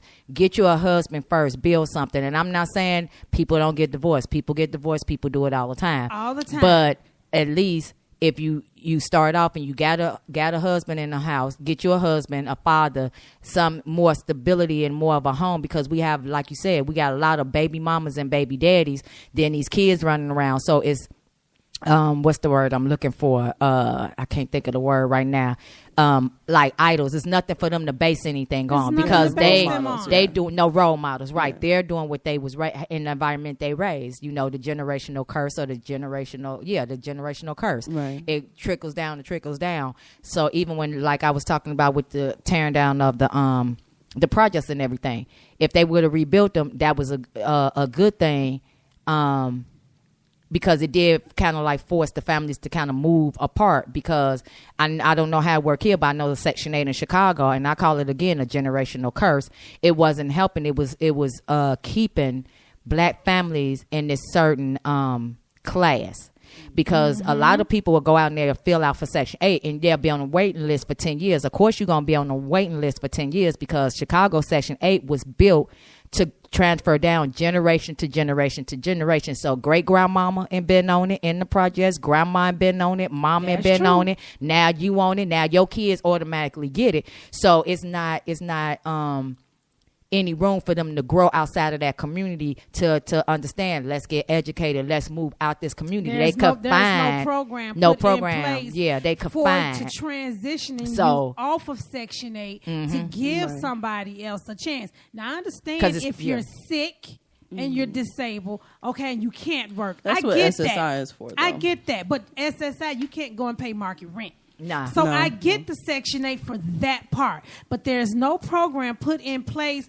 for them to transition to be able to pay market rent. They don't have a program. Yeah. You got these women having these babies, and as long as they're having these babies, they stay on Section 8. They get to stay on Section 8. There's nothing a public assistant, and they house look better than yours, and you get up and go to work every day. And they fridge is packed with food. Or they selling food stamps. Yes, I got so upset. Here I work every day. This lady stood in front of me with 2 buggies full of food. They won't even give me no help. And the only reason the excuse they gave me is I'm not in a bad situation as she is. She don't look like she's doing too bad. She don't look like she doing the generational curse, because they get used to it in the past and then they lazy, because a lot of people that are currently living off of Section 8 or getting those food stamps are young, able working bodies, but they have been brainwashed to believe if I work, then I won't get this. I get more by not working instead of understanding that they get more by working and by building, because that will carry on, like you were saying, to the grandbabies and the grandkids, and you'll move up better if you got a job in corporate America, you educated and everything, versus just sitting there every day looking at these freaking reality shows. I cannot stand reality shows, but you sitting here looking at freaking reality shows, waiting on the check once a month, waiting on food stamps that you gonna sell because you really don't need. Because you really don't need them. You really don't need them. But they did say that they were supposed to, in some cities, they were supposed to have been drug testing them, because most people, they sitting there buying this and then they smoking weed all day. They do that in Georgia now. Yeah, they started it already. Yeah, because they supposed to drug test them, and if you come up positive, that's a disqualifying. Yeah, they kick you off. They kick you off. You disqualify. You disqualify. Yeah, and Georgia opted not to extend their benefits, their welfare benefits as well. Like a lot of states did with the Affordable Care Act and everything else like that. But Georgia is one of those that they opted not to extend it. So now you really have to be like, have a kid. You got to be like in school, and there's like only like maybe 4 parameters that you could fit in order to get any type of assistance. Right, and we're not on here trying to outcast nobody or anything like that. We do know and understand there are some people out there who really do need the assistance, but just the same, there are some people out there who don't need it and are riding the system. Right. They're riding the system, and somebody like, I think that if you lost your job for whatever reason, then I can see you needing the assistance. It's all supposed to be temporary. It's not supposed to be temporary. Yeah. But they'll give a person with kids who is trying to work, they'll give her a very hard time. Yep. Very hard time. And do you know, food is like the highest thing ever. I went in there to buy a half a gallon of milk. A half a gallon of milk was $4. Really? Yeah. Well, the latte milk that I drink. Yeah, I was like, I drink anything that's healthy is expensive because there is not a high demand for it. So it makes it expensive. But if it was a high demand, that's why they're trying to push, be healthy. Mm-hmm. Get healthy, because this health care is not no joke. Mm-hmm. Trump is not playing with you. These rich people do not want to pay for this. Right. Yeah, they tired of paying for it. I'm sort of tired. Yeah, it's also different, like the health care I look at now my check versus and I go, before, dang, I could have this if this taxes wasn't coming out. Yeah, them taxes is ridiculous. The and then, like you said, and then they can even with the income taxes, like you said, instead of investing in something, like every year, because a lot of people, and I know they probably see this, when income tax time come, they don't even have to take that money right now. They could roll that money over and say, keep it to the next year. Yeah. They could roll it over. You could do that. Yeah, they could roll it over. Then next year is not that they lose the money. It's still available the next year. And if they think they're going to spend it, if they think they cannot put it in a savings account to save it for that child, then just roll it over just keep rolling it over and rolling over. Then, pull it out. So it's your money you worked for. It's money, we understand that, and I get it that you may want nice things. That's fine. But they going Walmart finna be packed. They finna go buy 55-inch TVs. Exactly, and these Jordans that a 2-year-old is not gonna be able to wear when June gets here. So you done spent $60, $70 on a 2-year-old that's not gonna be able to wear them shoes come June. Nothing is wrong with buying a nice pair of shoes. I'm not saying don't get Jordans, but get Jordans when your business is in order. Get Jordans when you have your priorities straight. Right. That's all I'm saying. But Foot Locker about to be packed. Foot Locker, Walmart. I am not going anywhere. I'm not going nowhere. When them checks, when they start shooting out those checks, it's the end of the month. So yeah, because I know they pushed it back. Because I know before you could file your taxes on the 15th, and then they pushed it back. It was something going on where you could not file until the 22nd, or the IRS wasn't giving out no checks until after the 1st. I just know that every job has to have the W-2s by everybody by this week, like Wednesday. Yeah, they start mailing them out before the 31st. So I mean, because I've already got mine. Yeah, I've already got mine too. But I just haven't filed yet. You ain't, so. But I'm not in no hurry to file it. Yeah. No. Because I want it to go straight to an account. So it can just, sit there and I can start building on it. I'm saying, you know what? I was young too. I did it too. Got them taxes and. Well, but I didn't do it because I didn't have any children. Yeah, I don't have So any I kids was either, I was so- paying. I was used to pay back a break even. That I learned, like my daughter's in college. People don't understand. You are the parent is supposed to finance the child's education. When them people say, "Hey, out of pocket is $4,000 to $5,000," you should have it. You know why? Because you decided to have this kid. If you can't do that and have money put up for college for your kid, I'm not happy for you. My nieces and nephews come all the time talking about, I'm pregnant. Well, what can you do for this child? What are you going to give it? Other than Jordans and all these cute little clothes and whatever designers out here, what else are you going to do? Right, because I had a friend of mine's, her daughter had a baby. She needed some items or whatever. So we was in Family Dollar one day. And the little baby couldn't have been no more than maybe a year old.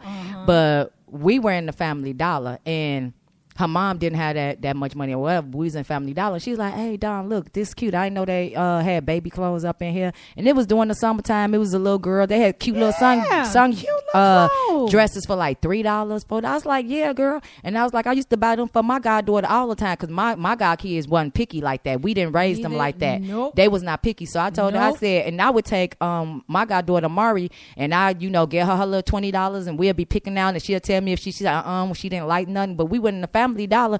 She wasn't picky, but my friend went in there, so she was like, "Oh, this cute." So she got she was all happy and everything, got cute little sundresses and stuff out of there, took it home. We got to her house to give it to her daughter. Do you know that girl was like, "Oh, my baby not wearing nothing from no Family Dollar." See what I'm saying? I mean, it was like no appreciation, and this is for the summer. I think the little girl was like 12. I'm like, and I'm looking at her like, really? The baby don't even know. Y'all ain't finna have my baby out here in no Family Dollar clothes, and then you complaining. And I'm looking at her, and my mouth. I ain't got I don't care. I'm filter. like, I ain't got no filter. I'm like, really? I said, and what time you got to be at work tomorrow, girl? I ain't working. Okay, then you ain't working. You living in the house with your mama. You ain't paying no rent. Your mama going to work every day. Your mama helping you with this baby, and you gonna complain about where she get the clothes from. So you rather your baby not have no clothes because now she ain't got on no clothes. The little baby, what difference? She running around in a diaper. Like, what difference do it make if the outfit is $3 and they was some cute outfits? So I told her mama, give me them outfits, and we gonna take this shit back to Family Dollar and let her figure out a way to put some clothes on this baby. That's another thing that's going on with the American dream. Why is she living at home with her mama not working with a baby? Right, with a baby daddy. And her mama getting up, baby daddy that too? See what I'm saying? Why? Nah, the baby daddy wasn't there. So why is she there not working and with a baby? And I'm getting up going to work every day? No. I'll go and get you what I said. Tell my son. Yeah. Oh, the eviction. Yeah, I'm going to get you an eviction, and notice. You and your baby. I told her that. I said I'm not going to do that. See, now we handicapping them. Also, we handicapping them, and we giving these kids too much. We're giving them too much. Right, because you can support your child and secure your child. They don't have to work and earn nothing. I've been taking care of myself since I was 16. I was in the home with my mama though. I ain't have my own like crib or nothing. But as far as working and stuff, yeah, I worked. But anyway, people, you're tuned in to LE Radio, and I'm gonna take a quick break. And right after this quick break, we're gonna be back with the man Royce, talking about the movie premiere. Brittany, is it a movie premiere? Well, we're gonna touch on that, but mainly the Queer Lit art explosion here in Atlanta, Georgia, next week. No, February 7th. So it's February 7th. Okay, we're going to get into that right after this break. So stay locked in. LE Radio. I'm your host, Don. And we got Sipping That Tea with Gina Boo Wallace. Events Black Boy with Brittany Lady Poetry. Make sure you get that into her. The email is the show at leradio.org. Stay tuned for World's Hall after this break.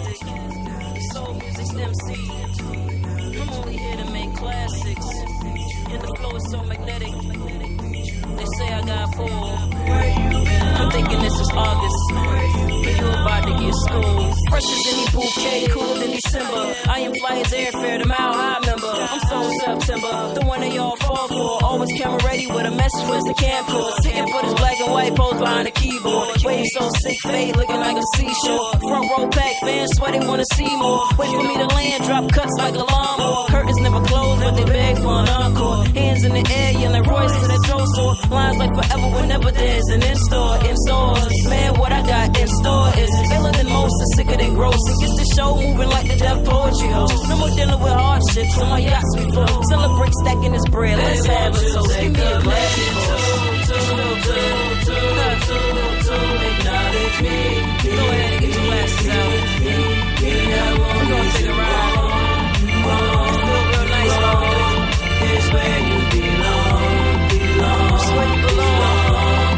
Hey, won't you take a minute to a couple seconds of your time. Acknowledge me. I won't let you wrong. I won't get you wrong. It's where you belong. We just get started. Let's go take a. I'm everywhere like Wi-Fi. The flow insinuates I ain't such a wise guy. Finally got my wings, now I'm sky high. Spitting fireworks so 4th of July. And the album's a monster, no sci-fi. I promised you a classic, hot tops, bow ties. World package, big ribbons, the grand prize. Higher than cushion, cheeky eyes. Old school like Atari, Ali with the punchlines. We're will under pressure, exercise through the crunch time. They say hip-hop is dead, I resuscitate the flatline. Shake the game up, no fault lines. Different signing and pantomime. How the summers in Palestine. Rhymes so right, I'm always past the margin lines. Meet the brand behind the budgets. Homie, you ain't know I'm the reason for all the dollar signs.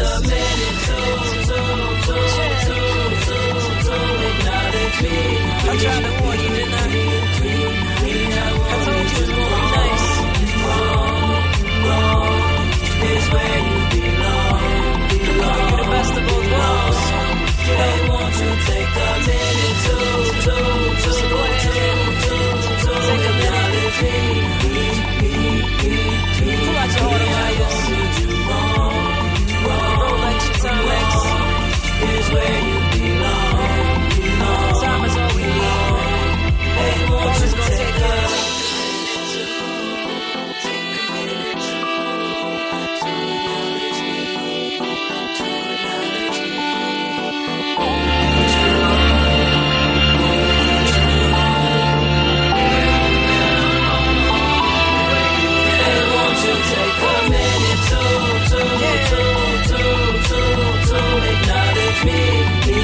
I suggest you strap yourself in.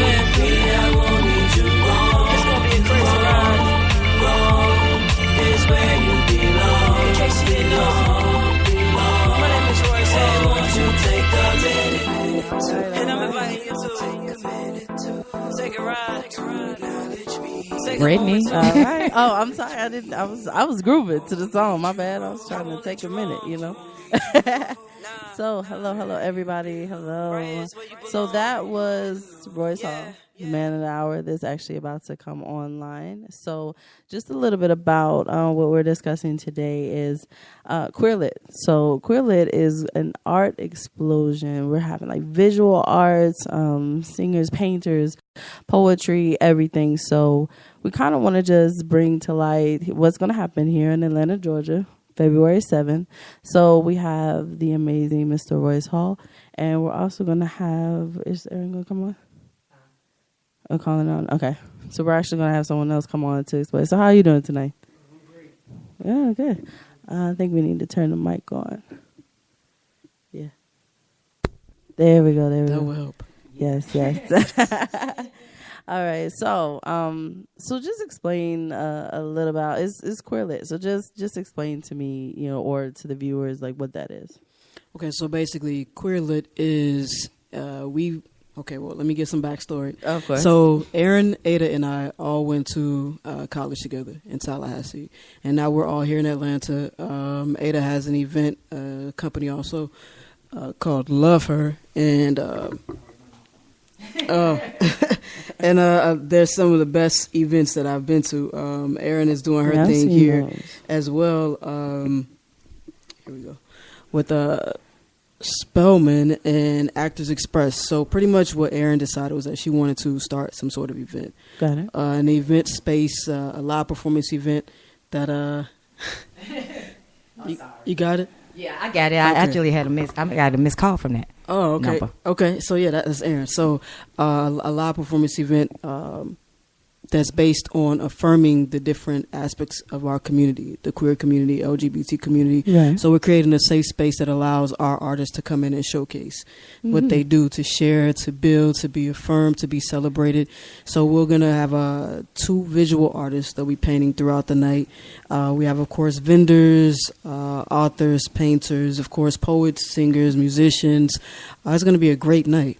Excellent. It's going to be a great night. So it's a collaboration of Actors Express, which is here in Atlanta, theater space here in Atlanta that does a lot in the community, in conjunction with the play that they're running from, started this month and it'll go through February, called Angels in America. Okay. And so Aaron's company, Soul Productions, Ada's company, Love Her, and my company, Southern Gent Productions, we're collaborating. Okay. Is this Love Her, the ones who did that party? Yes. Oh. Yeah.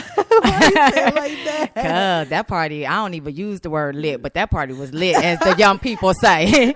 They haven't done nothing in a while, though. I'm sure they haven't done I that, haven't but been to one. Well, no, wait, I take that back. it was I some went to years one in, ago. It was like 3 years. Oh, it was you've some been years. missing out. Yeah, I've been missing out. Yeah, because I need to get. I need to get myself up out. Dad, Gina, be quiet back here in the background talking. But before we get more into this, Dad, I've been missing out because it's been a couple of years because I came back.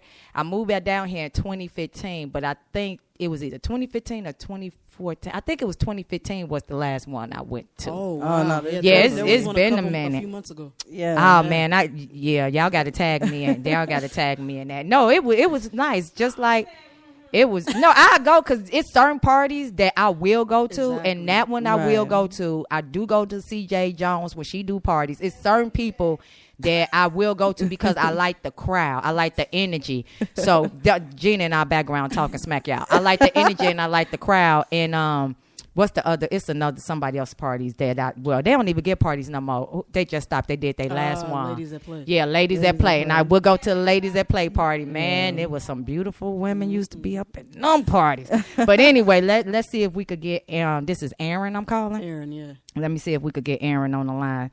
See how this phone line working. Let's see. I don't hear nothing. Can y'all hear it ringing? I do. I just heard it's about to ring. So, hello. Calling Aaron, y'all. Hello? Hello? Can you hear? Ooh, Lord Jesus. Yeah, I hope if you're on speaker, take your phone off speaker for us so it don't give up that. I'm not on speaker. Okay, let me turn it down then. Maybe I got it too loud. Go ahead on, Brittany. I'm gonna turn that mic on to you. So this is Erin. Hello, Erin. How are you? Hey, I'm great. I'm just so thankful to listen in. Absolutely. So, so we wanted to have you and Royce here to kind of just explain the inspiration behind this Queer Lit, like how the three of you, the trifecta, came together to do this particular event, and like what inspired this.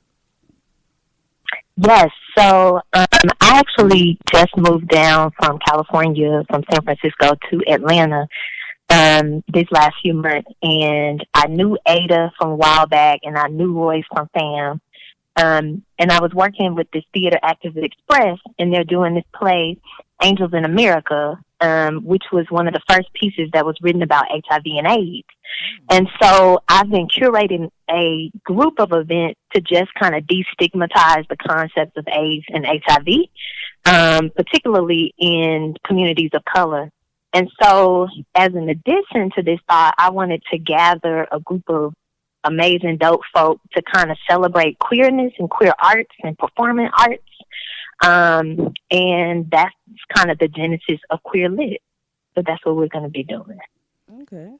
True indeed. All right. So, one of the questions is like, what can the audience or the people who are coming to, like, what can they expect from this event? Because this is the first one. Am I correct? Yes. This is the first ever time we're doing this. So can expect dope visual art, dope performers as poets, some rappers, live music. A party's going to be at the end, close talk. Maybe you can meet your next boo. And also just good conversation.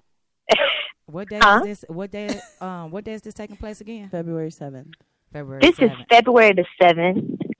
Yeah, the doors are open up at 7 o'clock, and it's at the Sound Table in Edgewood in the Raw Space 2, which is the space right next door. I have to be doing a week. I'm gonna have to see if I could change my work schedule because I just changed my schedule to second You're going to shift. have to come through. Because, Please. yeah, I'm gonna have to see if I can get somebody at my job to switch with me. She said 7 p.m.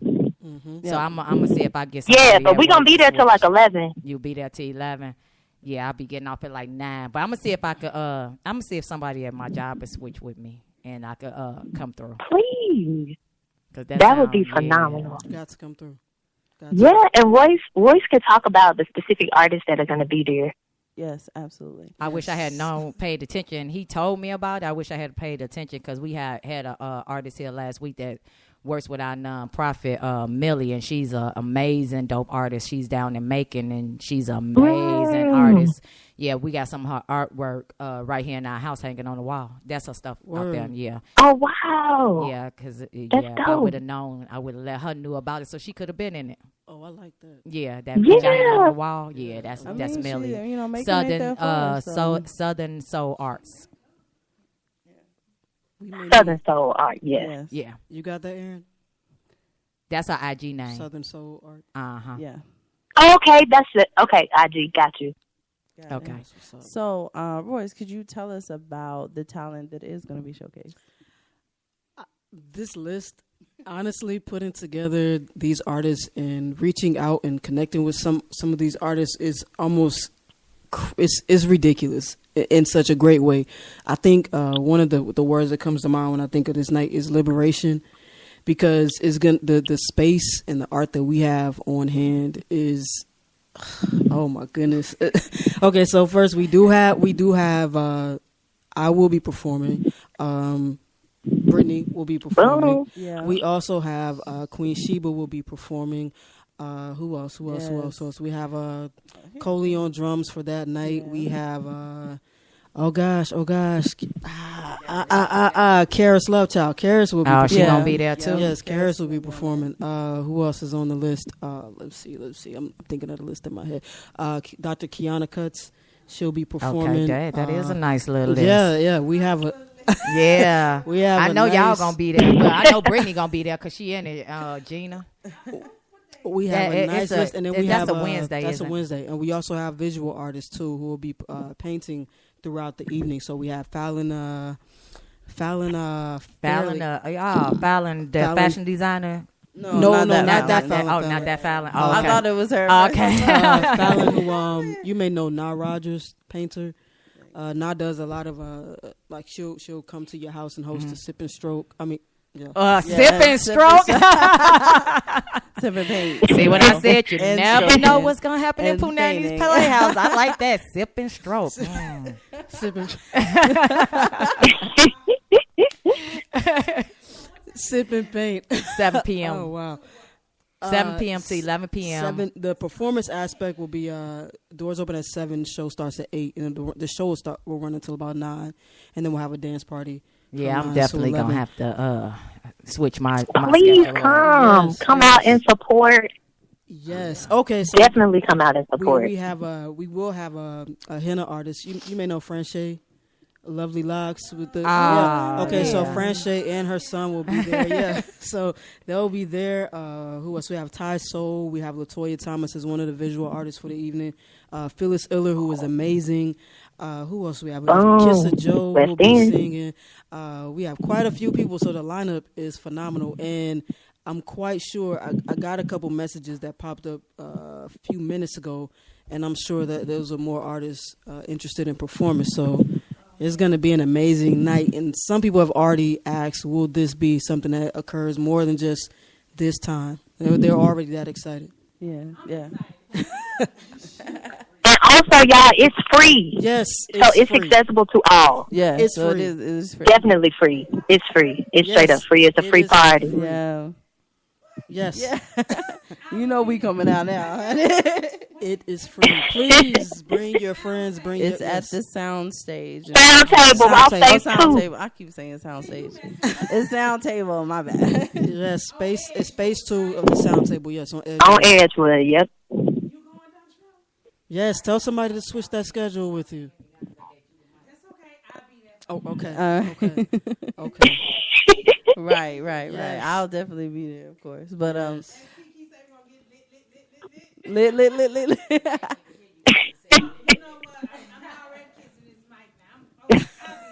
Okay. And also we'll have DJ Whitney Abstract will be handling our sound for the evening, so it'll definitely be a great time.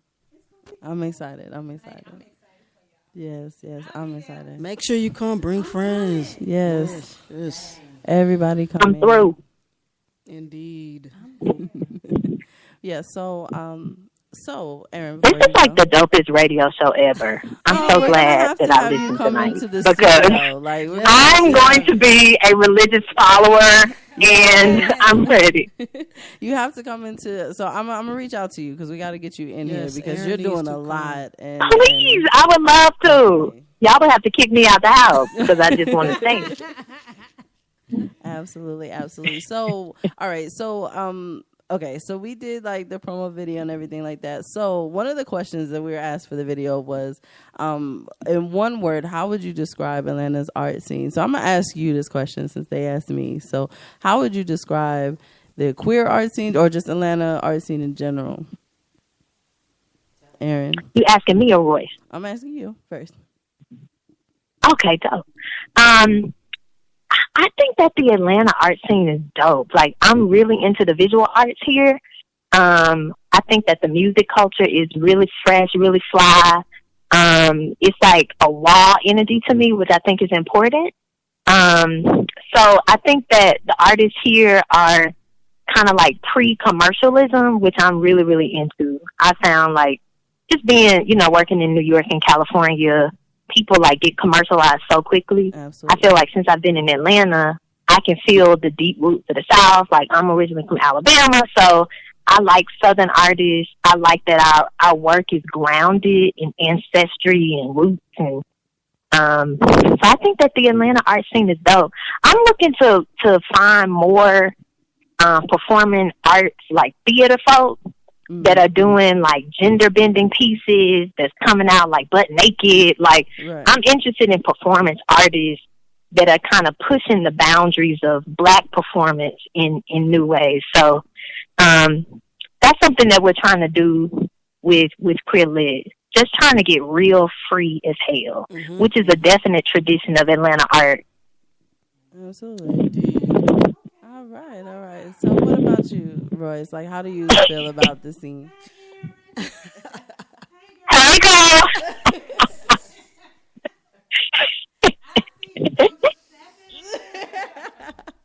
Yes.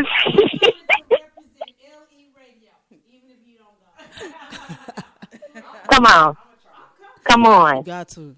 Please come. Don't let me figure out how to put y'all on the payroll. Right. So y'all can really come. Right. Atlanta's art scene. I would have to say I follow Atlanta's art scene as long as I can remember, from like the early 90s when I was a youngster and watching everything come out of Atlanta, TLC, TLC, so many, when LaFace was like really, really booming and everybody migrated to Atlanta to get a piece of that dream. When So Def was like really, really popping. Right. Yeah, so I've paid attention to it because as a kid, Atlanta was like the place that I wanted to go. When I first started doing music, we got to get to Atlanta, Mom, take us to Atlanta. So now to actually live here and also do the traveling back and forth to perform in Atlanta, I've got to say that the art scene here is ever evolving. It's ever evolving. It doesn't stay. It has its foundation, but it's always in motion. So you can get any type of art here that you can think of. And then the parts that you haven't thought of, you can go to Apache and get this. You can go to the West End and see murals. You can go here. There's so much, and there's so much freedom. I love it. It's in constant motion. Well, I like that piece of art on your finger. Oh, thank you. Is that Thank a you. gift for me? Bringing gifts to the show. Yeah, well, it was a birthday gift for me. Yeah, from my Baba G. Yeah, For those of you who don't know, it's a stone that is wrapped in copper. So any of you that's into crystals and everything, jewelry. So yeah, it's he jewelry. made my bracelet too. So. All right, yeah, Baba so G is shout the out. man. Yeah. Right. Okay, so before we get wrapped up, Aaron, is there any upcoming things aside from, you can plug, of course, Queer Lit again, but is there anything outside of that you want the people to know that you got going on, and how can they find you if they want to support, donate, volunteer, or whatever for whatever you have? For Queer Lit, so my Instagram is at soul SOUL.productions.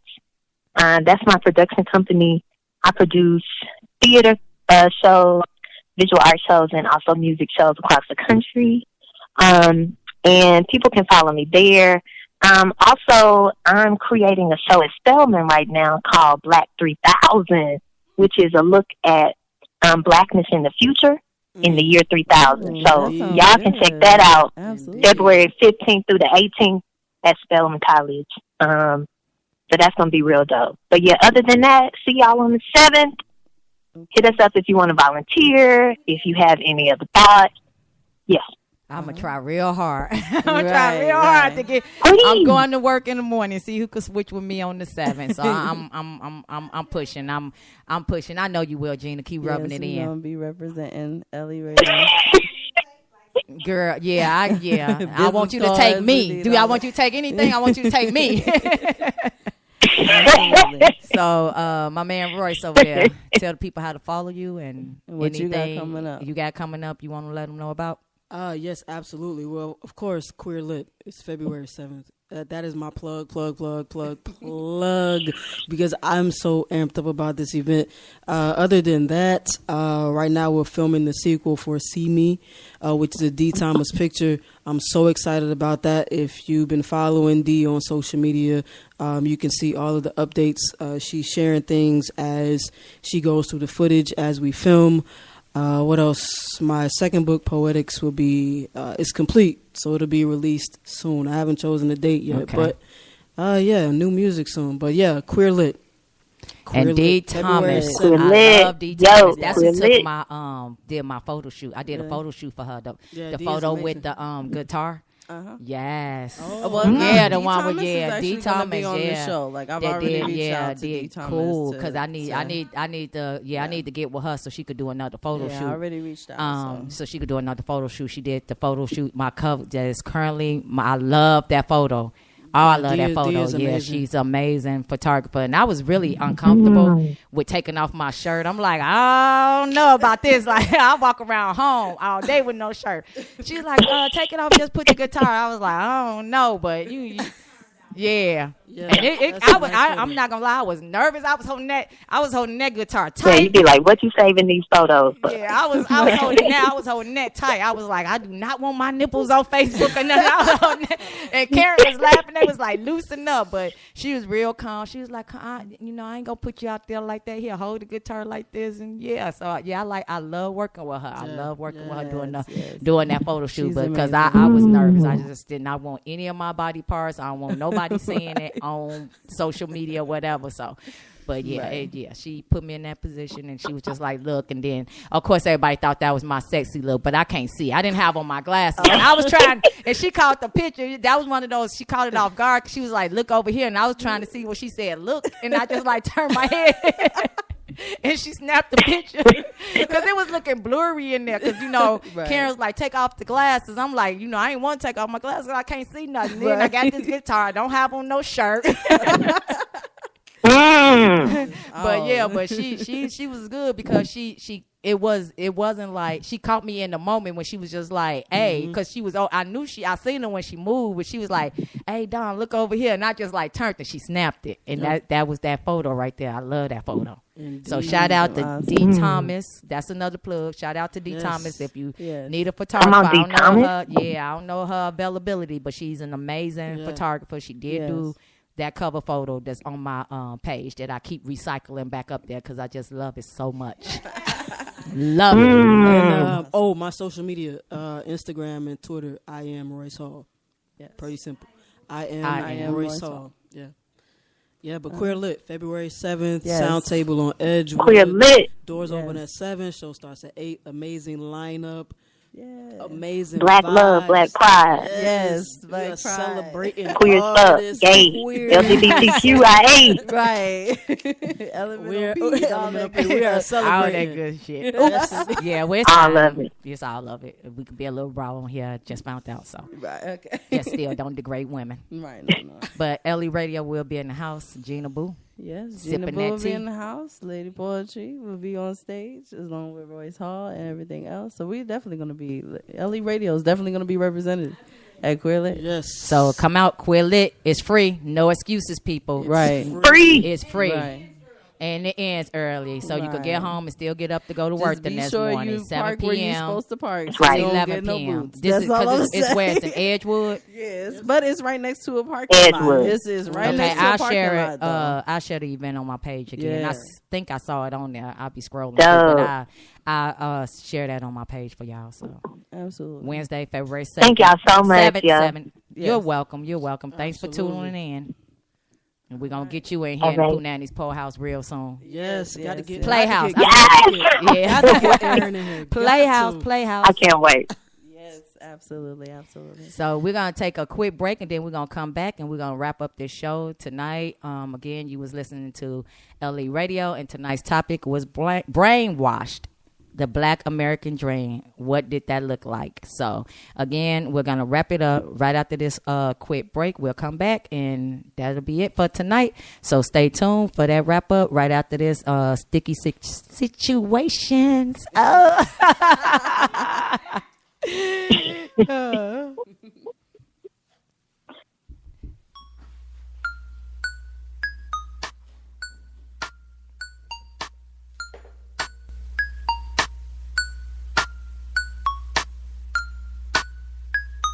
Make sure I ain't hang up on you. Oh, she hung up. Okay.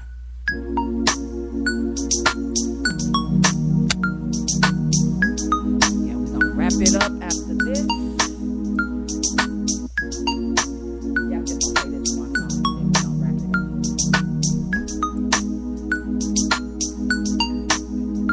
up. Tell me, ladies, have you ever had your lover tell you if you love me, then you do? Get some drinks and stay in tonight, and you'll simply let me have my way with you. I'm gonna try to get my schedule changed. And you know that she's for real. You wanna give her what she wants, so you grab your keys and you tell her that's right, boo. I love you, what you trying to do? She got me so high, my mind imploded as she put it down with great pressure. She rocked my spine, I was folded, ass in the air telling me spread 'em. She managed, had me down on all fours, shaking, smacking, licking, sucking.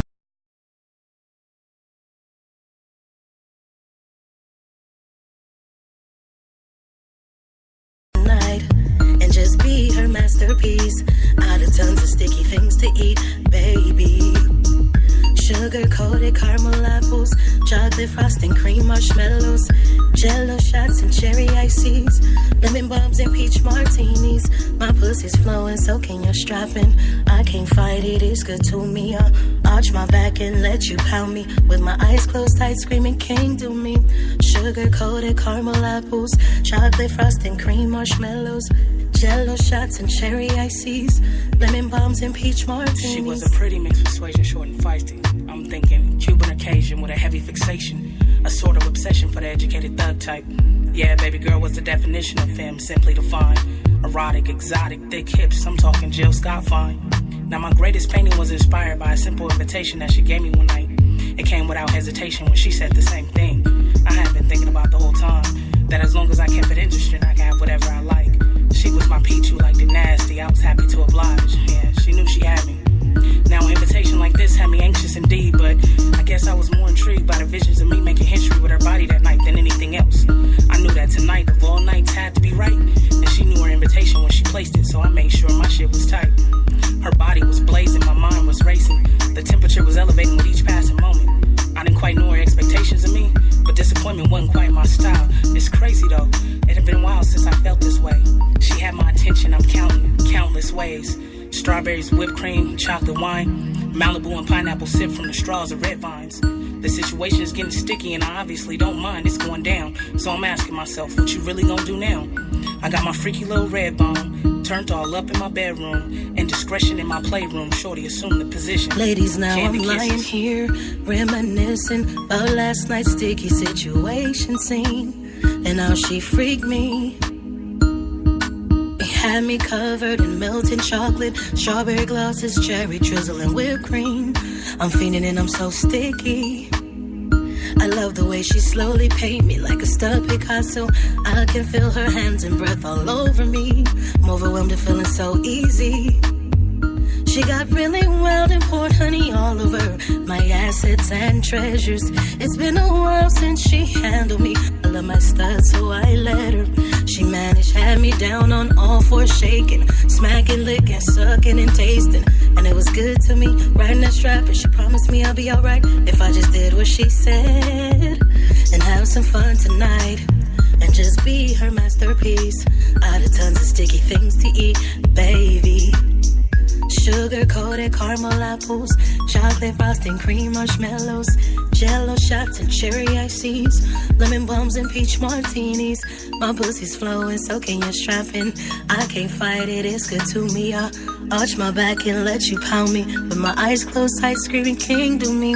Sugar-coated caramel apples, chocolate frosting, cream marshmallows, jello shots and cherry ices, lemon bums and peach martinis. Yeah.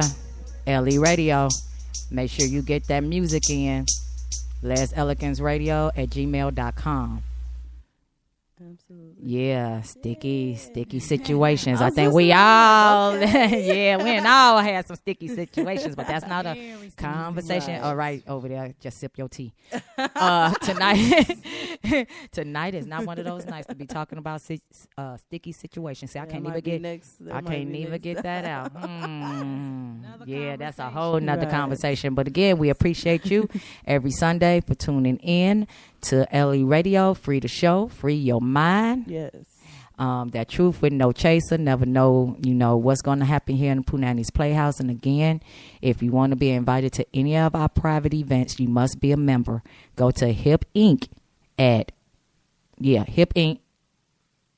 Oh my goodness. Yeah, I had a brain fart. hipinc.org to become a member. Whatever, Gina, boo. Okay.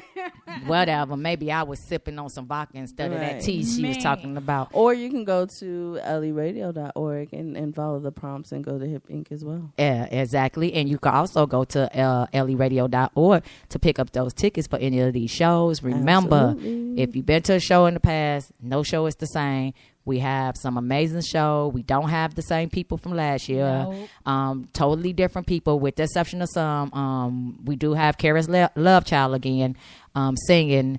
Of course, the Head Doctor is the Head Doctor show. But the School of Seduction is a all new cast. Maha is joined with two other poets, and I got to get their names. I'm sorry, poets. But that is the School of Seduction is a all new cast. Latoya London is joining us this year. So if you've been to one show, trust me, it's not the same. You cannot say, oh, I've been to that before. Every year when the tour come, it's always a new cast and a new show. You never know what you're going to get. You never know. Because when she came to the Punani Playhouse, she sang Anita Baker, Angel. Oh my God. Like the whole room was just like in love with her when she was singing. Like people were singing in the back, but like it was amazing. It is amazing. She's awesome. Yeah, she hadn't been back in a minute. She been busy, but she does frequent the Punani Playhouse. Her and Jessica been friends for years, long before American Idol. Really? Yeah, they from California, Oakland together. So yeah, West Coast, East Coast, Midwest. Right, I'm Midwest though. Like, Midwest. right. But we do appreciate the support and those that tune in faithfully every week. Big shout out to my mom again. Appreciate her to the fullest. Love her to life. Very supportive mom. Been there always. And again, I appreciate that because I've always been allowed and free to be who I was. So, and I do want to be able. Shout out to mom. Right. We are going to have a show about that, about being accepted and coming out. Like, you know, because some people, they have to live their life in the closet because they're afraid to be shut out from their family members and everything. So shout out to any mother, any parent, father, mom out there who support their children and being free to be who they are and not forcing them into some type of closet. Right. You know, because I've had some women that was closet cases. Like Gina said, she couldn't do bisexual and straight. I can't do closet cases. I cannot do a closet case. And I'll be telling them, if you're a closet case, I am not the person to date because I am very open. My family know, my mom know, and I'm not finna pretend to have myself in the closet with your ass. So if you, and I had to tell them, and I had a quick another shout out I want to do before we close out this show. Let me go in here and see where it's at. But yeah, if I used to have to tell them, I had 2 women that was closet cases. Like, you know, I understand, like, because I'm not like, well, my job, they know I don't have who I am, but I don't discuss my business. I keep my work and my personal life, I keep those separate. But at the same time, if somebody mentions something and they say, oh, I'm going home because I got to cook dinner for my husband, or some man say he going home because his wife and cook dinner, you better be for damn sure. I'm gonna say, yeah, my baby, she cooked too. I'm not finna pretend and make her a he, because I've worked with people. I'll be looking at them like, you at work talking about a husband, girl, you got a woman at home. And, you know, understandable if that's what they want to do. But for me, I just, you know, like I said, I'm very open. I don't get into it, but I'm comfortable enough in my skin and in my body to where when people be like, they going home to their man or their woman, I'm going home to my woman too. I ain't finna lie and say I'm going home to no man. Nah. Because I have found, I'm trying to look for this plug. I have found that people will respect you more if you're comfortable and upfront with who you are. That's true. Most of the time, people get upset, and it's not that they're homophobic. Majority of the time, people get pissed off because you might have worked beside them for 2 or 3 years, and the whole time you talking about this husband who is really a wife, and then they find out that you've been lying for the last couple of years. People will respect you more and be more open to your lifestyle if you're upfront with who you are. Absolutely. So that's just a little FYI. We do got some homophobic assholes out there, but hey, God to take care of them. Right. Dag, what is this? Did you have anything that you wanted to say? Because I got all these inboxes over here in the one inbox. The one inbox that I was getting ready to. I don't know. Birthday twin. I'm trying to find this. She is doing a movie. It's out in Chicago, and she inboxed it to me. And myself over here, I have no, Dad, I ain't got all these inboxes since we've been on the radio. Okay, I'm gonna give myself about 5 more seconds. If I don't find, we sorry. Yeah, I do apologize if I do not. Oh, okay, here we go. I got it. Okay, the Empty Heart Movement. It's a movie premiere. This is for my Chicago people. Movie premiere Saturday, April 21st, and it's at the Asian Cuisine, I think this say on here. I can't see because it's kind of small. But it's the Empty Heart. So if you type in the Empty Heart on Facebook, I'm quite sure the event will come up. It's at 2115 South State Street in Chicago, Illinois, hosted by Dee Dee. And it starts at 4 p.m. and the second viewing is going to be at 8 p.m. And I'm sorry that this, trying to see on here. It's the Empty Heart. It's a movie that and I'm so happy to see this come to light. Finally happen for her. My birthday twin, Shanice. Oh, okay. 21st. July 20. What's on the 21st and State? I don't know, but we'll get this on the event Blackboard next week, y'all. I'm sorry because I'm over here. I'm rushing. I'm trying to see. I just told y'all how my eyesight works, so forgive me. But it is a movie premiere coming to Empty Heart. Girl, did you really have to tell the people? Dang, yeah, really, Gina. But I got my bifocals is at the bottom half. Damn, Gina. That's what I'm saying. Right, Gina just needs to. Gina. What's in that tea you been sipping? See, see, Mama, that sipping that tea, that name you gave her, that was a good name for her little part of the show. I was just sipping tea. Yep, saying, she got something. She probably got some vodka in that tea that she over there sipping. Vodka in that tea. Over there sipping, talking smack. But anyway, good Gina show, Boo. Though. Good show. What go on, close out, girl. Go on. What you got to tell the people? I love it. See you all next week, and definitely we'll be there on the 7th. Yes. February 7th. Those of you in Atlanta, Georgia who live here, visiting or whatever, if you can make it out, definitely. Again, that is on Edgewood at this Sound. I was about to say I will Sound probably Table do live so you all can see it. Follow me at Gina Boo Wallace on Facebook. Yes. I don't Gina know Boo what my Wallace. Instagram name is because my daughter set it up. That's a shame. If I ever sign out of it, I'm messed up. You better not ever sign out of I can't it. because I don't know what she did, and neither do she. But Facebook is Gina Boo Wallace, Geena Boo Wallace. All right. Yes. There you go. So damn. Yes. February 7th. All right.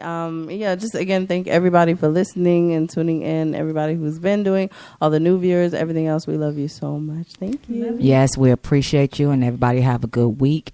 We are getting ready to get out of here. Going to play a couple of tracks for those who might want to stay tuned in. And again, if you are an independent artist and you want to get your music into LE Radio's music rotation, make sure to email leseleganceradio@gmail.com. It's all over my Facebook page. It's posted on the IG page.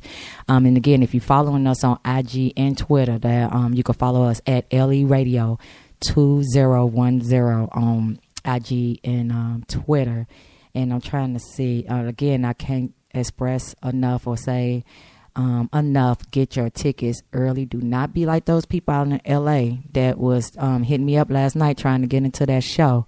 Get those tickets early. We have 3 shows. The Secret of the Pearl for women who love women.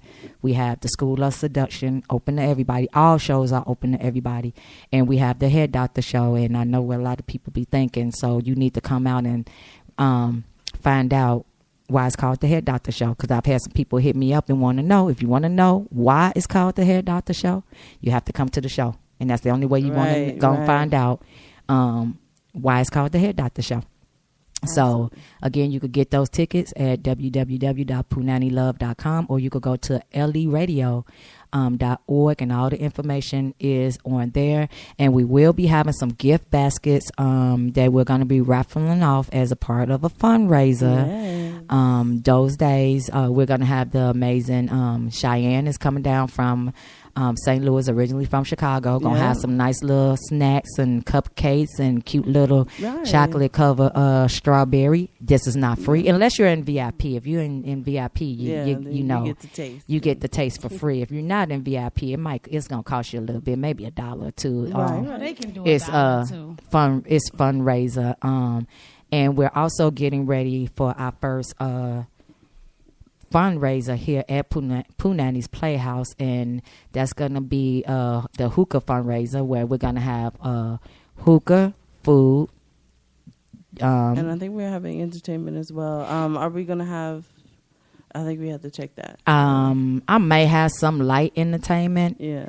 But again, maybe we'll do some karaoke or something that night. But it's definitely going to be food, wine, not liquor, because I ain't sending nobody out of here being responsible for somebody who don't know their limitations, and they leave here and something happened to them, God forbid. But we will have wine, hookah, and some light hors d'oeuvres. Don't come here thinking you finna get a full meal. And it's gonna be, I'm letting you know right now, it's gonna be $50, but I think that's a great deal. The fundraiser is $50 because you go to some of these lounges and you paying $25-$30 for the hookah, just for the hookah by itself, for and the that's hookah one flavor by itself, and that's one flavor, like she said. So we will have multiple flavors: hookah, some light snacks, and wine. wine and beer, Yeah. some sodas and water, but no hard liquor, because I'm not gonna be responsible for anybody going out here. Even with the wine, you still have to drink responsibly. But in order to again attend this event, you have to be a member of the organization of our nonprofit. So go to hipinc.org or go to leradio.org and follow the links there. And also, if you are listening from the computer, Twitter, and thing, make sure you download the app. And we appreciate it if you forward this information or pass this show along.